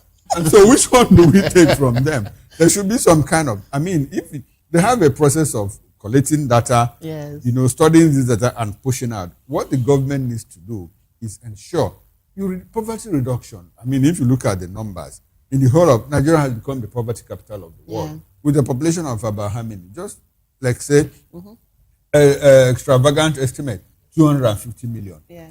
Countries like China, countries like India, in excess of 1.3 billion naira were able. Naira is coming into my mind. 1.3 billion people. China was able to move 400 million people out of poverty within 30 years. India replicated the same thing. But we are sending our own people into poverty. And so what models are they adopting? Why are we not adopting those models? We had the Asian tigers. Yeah. Taiwan, while growing up, if you buy something, they'll say, this one is Taiwan. Yeah. Meaning that it is fake. It's substandard. Yeah. This one is China, Chinko. Even we used to call China phones Chinko phones. Now we are adopting it. We are adopting it. Yeah. So why can't we replicate what the Asian tigers did? Taiwan, Hong Kong, Singapore, China. I don't even want to talk about Japan that has an aging population. And we have an active youthful population, demography, which is an asset. And in every part of the world, you see Nigerians making waves. We have the most educated diaspora community in the US, UK, and Canada. And so why are we not harnessing all of that? To build back this country. We're almost out of time, but because there are two stories from The Guardian I would like us to touch on. Senate gives NMPCL auditors 1 week to explain 210 trillion naira unreconciled figures. And then Orire abduction. Senate donates 50 million naira to families of slain teachers and security personnel. Why are they returning to the 210 million scandal? Trillion. Sorry, scandal. Mazi, why wouldn't they? It's not been sorted out. It's not been resolved. What happened? What happened? Why the interrego? Why did you break in the first instance? There was a time it was everywhere. Why did we stop? And why are we now resuming? Why we are going back is because we have always complained that Nigerians don't keep track. So we are trying to keep track. We should be happy that they have gone back to it. But the issue is that are they going to do a diligent job? You see, there's a lot of we are talking about statistics, inconsistency. Why Nigerians will believe these statistics and why they could not believe the other statistics. It is because of the level, the high degree of trust deficit in this country. People find it extremely difficult to believe anything that is coming out of government. And that is where the government should be able to look at themselves and, begin to interrogate themselves. Because if your citizens, preponderance of your citizens can, not trust you, whatever that comes out of the government, people will not trust. It is a very dangerous situation that we are in. Now, this issue of 210 trillion came on 4 or 5 weeks ago or thereabout. Yeah. We talked about it, and then they downplayed it. So my worry is, what changed between then and now? Why is it now fashionable for them to bring it up? There is much to it that meets the eyes. I think for me on the issue of the downstream sector, upstream sector, I think they are just using it to disturb our psyche. So the question would have been, the Senate would have, all this while, why is our refinery not working? You have been budgeting money.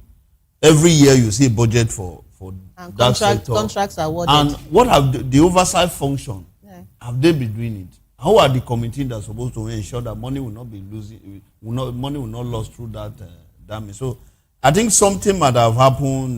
Maybe it's possible that someone did not settle what is supposed to settle, then it become a problem. Because even the issue of a prince at the night, if to say there's a settlement, gentleman arrangement that they do everything. I don't think we would have known they said that. It's not their concern. That they look at figures. They don't look at names of agencies. So for me, I think they need to actually help out. And the reason why some of this money actually losing every day is sitting as much as the Senate, the ministers, and other people, they are getting their own personal money, their salary. So if it is from our own treasury, they don't have it. They don't bother about it at all. I think we are not helping the situation. And I think one thing that is, again, very, very important is it is time for these people to look at the potential that we have in Nigeria if things are working very, very well.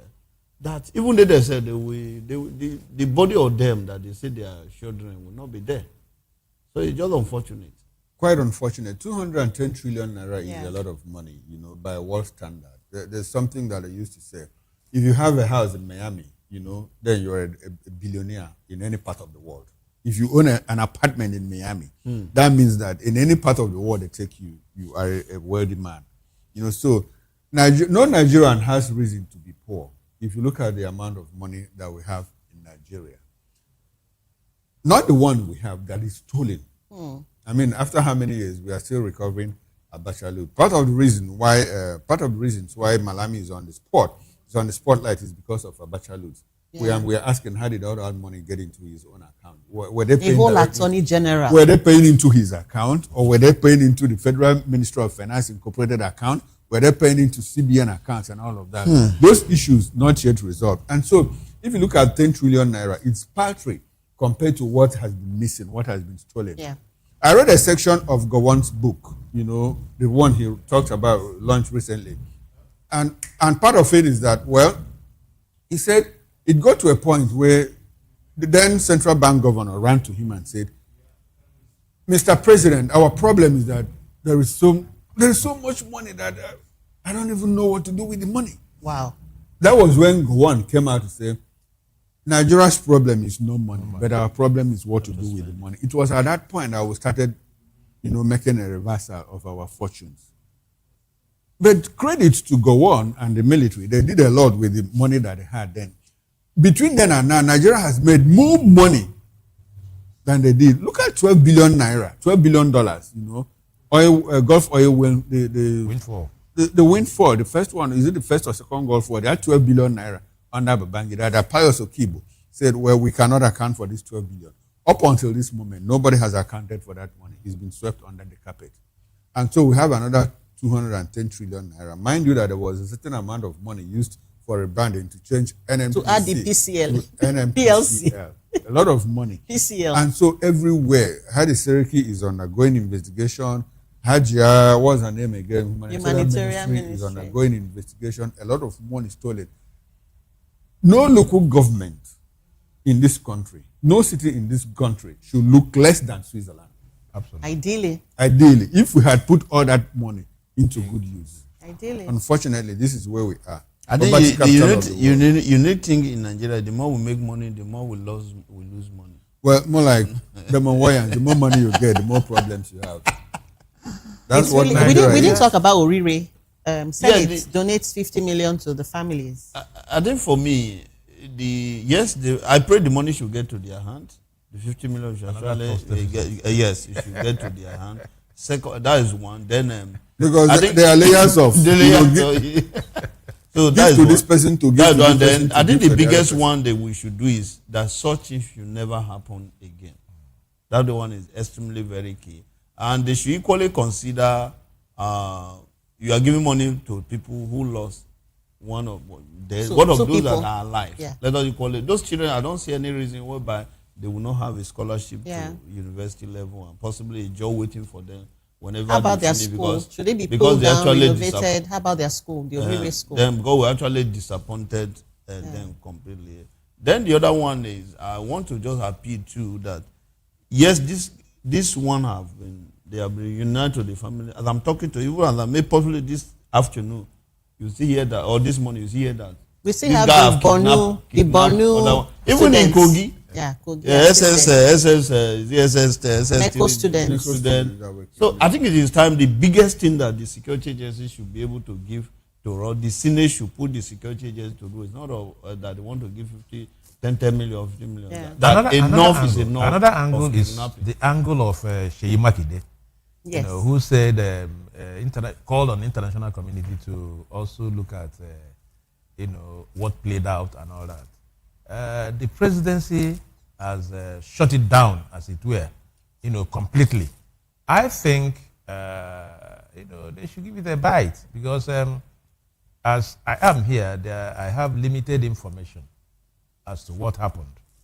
But as a governor, he may have avalanche of information as to what has happened also. It boils down to the sincerity of government also to take in this and see whether what Sheyi Makinde is talking about is real or is another fake news. So we should not, look at when somebody asks what we call open questions, fundamental critical questions as to how accountable any of the government agencies has been, and then the thing is shut down. Names are called and what have you. Yeah. I think it is an other opportunity, because this fight, some of them are surreptitious. If you look and in industrial relations, what we call overt and covert, some of them are covert, hidden. Yeah. If you listen to Sheyi Makinde, you should also be able to understand that angle, and then you begin to use the outcome of your interrogation of that system to begin to fight further corruption. Thank you so I much, think Mazi. We're out of time, and we can't really exhaust Nigeria's conversation. Even in 24, even a month is not even enough to. It's ongoing. It's ongoing, and God will help us. We'll get better by God's grace. Thank you so much, Mr. Joseph Olarunsho, for joining us this morning. Mazi, it's always a pleasure having you join us on Newspaper Review. Chukwuma Okoro, it's also a pleasure. See you tomorrow morning. But this evening, you'll make a comeback? Yes, on Political at 6 p.m. And I'll be joined by Prince Francis Chilak. I will travel around the country to bring you interesting, trending political stories. Please do join us then. It promises to be quite interesting. Alrighty. Thank you so much for joining us on Newspaper Review. Sports is next. I'm Jane Ogoye. Thank you for watching. Oh.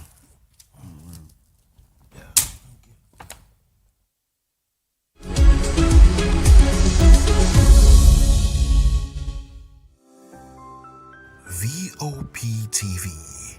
Now, you have more than a voice.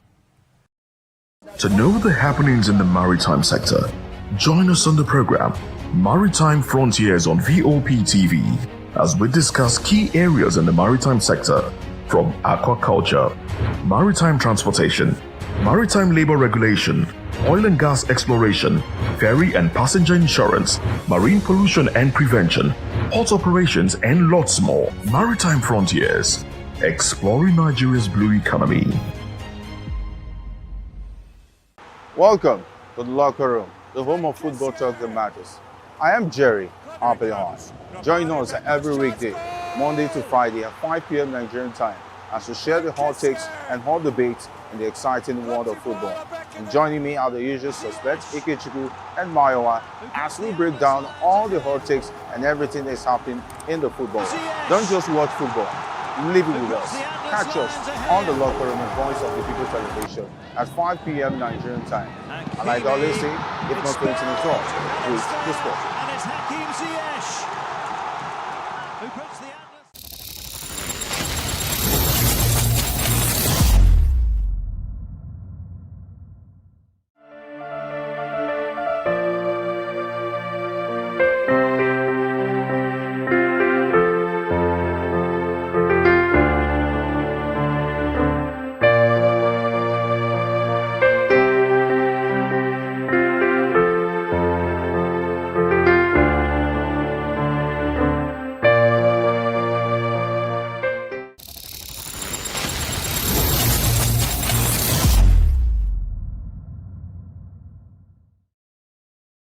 Behind every broken debt lies a broken promise. Education shapes the nations. But who is asking the right questions? Introducing Edu Dialogue, the show that goes beyond the surface, exposes the cracks, the corruption, and the silence in Nigeria's education system. Edu Dialogue, Saturdays, 3 p.m., only on VOPTV. We break the biggest stories, from missing funds to policy failures. We ask the tough questions and demand real answers. Edu Dialogue, this Saturday, 3 p.m. on Voice of the People Television. Join us as we drive into the world of politics through insightful interviews with prominent political figures, both serving and former governors, ministers, senators, legislators, party chieftains, activists, and analysts. Get first-hand information into the decision-making processes that affect our daily lives. Highly engaging one-hour program that brings political discourse into focus. I am Chukwuma Okoro. Political Lens, Monday through Friday, 6 to 7 p.m. Join us. Hello, my name is Inejo. Keep watching VOP TV. What up? My name is Usimachiku. You are watching VOP TV. Keep it locked. Hello, I am Floyd Igbo. Keep watching VOP TV. Hi, everyone. I hope you're doing good. Keep watching VOP TV. And, just have an amazing day. Thank you.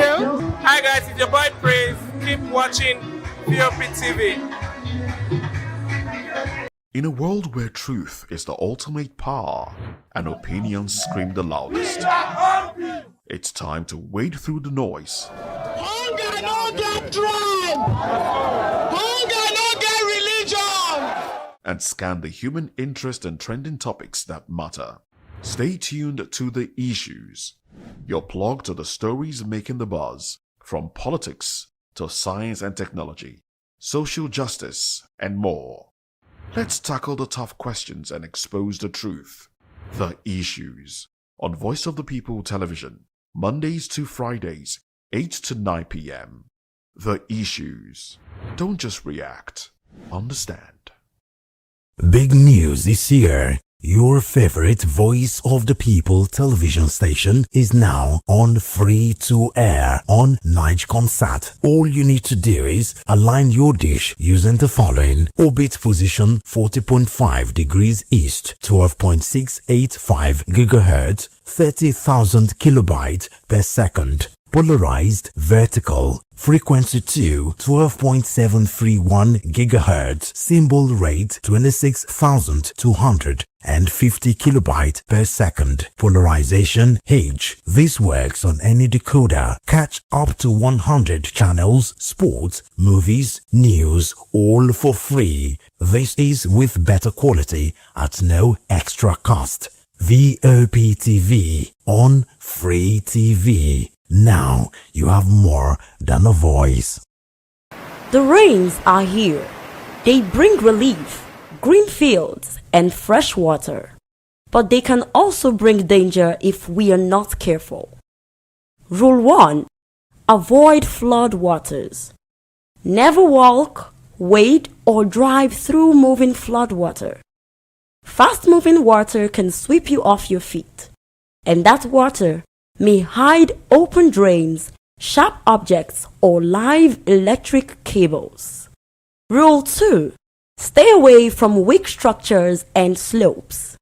Heavy rain can weaken buildings, walls, and hillsides. Avoid sitting on the old buildings, billboards, or trees. If your area is prone to landslides, report cracks or soil movement to emergency agencies immediately. Rule 3. Protect yourself from lightning and accidents. Stay indoors during thunderstorms. Avoid open fields, tall trees, and metal objects. If you must travel, drive slowly. Use your headlights and never use an umbrella near power lines or while riding. And Rule 4. Stay healthy. Clear your gutters to stop mosquitoes that causes malaria. Boil or filter your drinking water. Keep food covered to avoid cholera and typhoid. And wash your hands often. This rainy season, stay alert, stay prepared, stay alive. This message is brought to you by Voice of the People Television.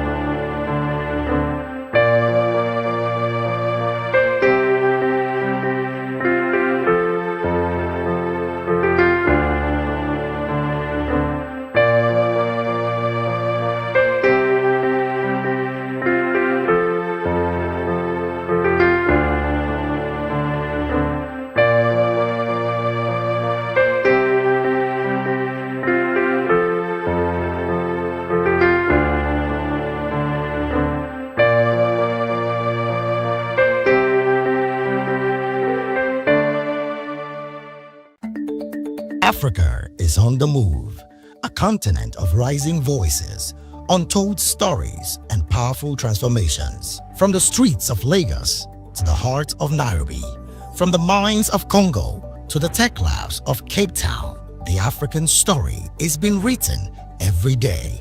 Bold, dynamic, unstoppable. This is Africa News on Voice of the People Television. We don't just bring you the news.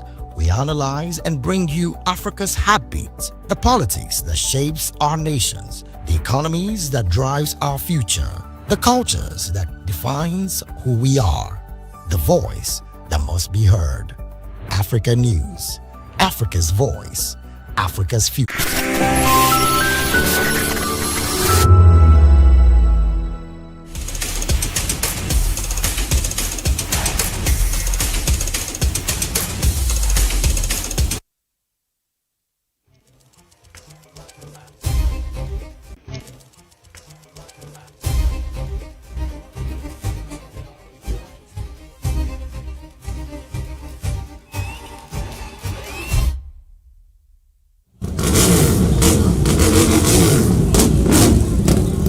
Judge with the decibel meter. Yes, everyone is a biker. I already told you right here. We are rapping Voptv Lagos, Nigeria.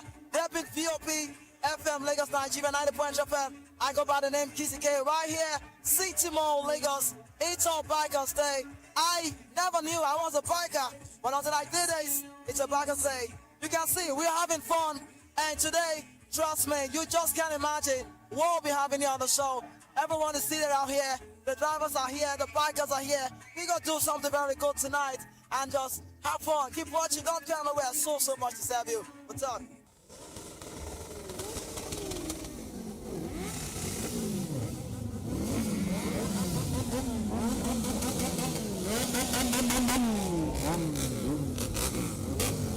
So yes, it's World Bikers Day. Breaking Limits is this one, and then we are happy to have you here on the show. So please, let's meet you.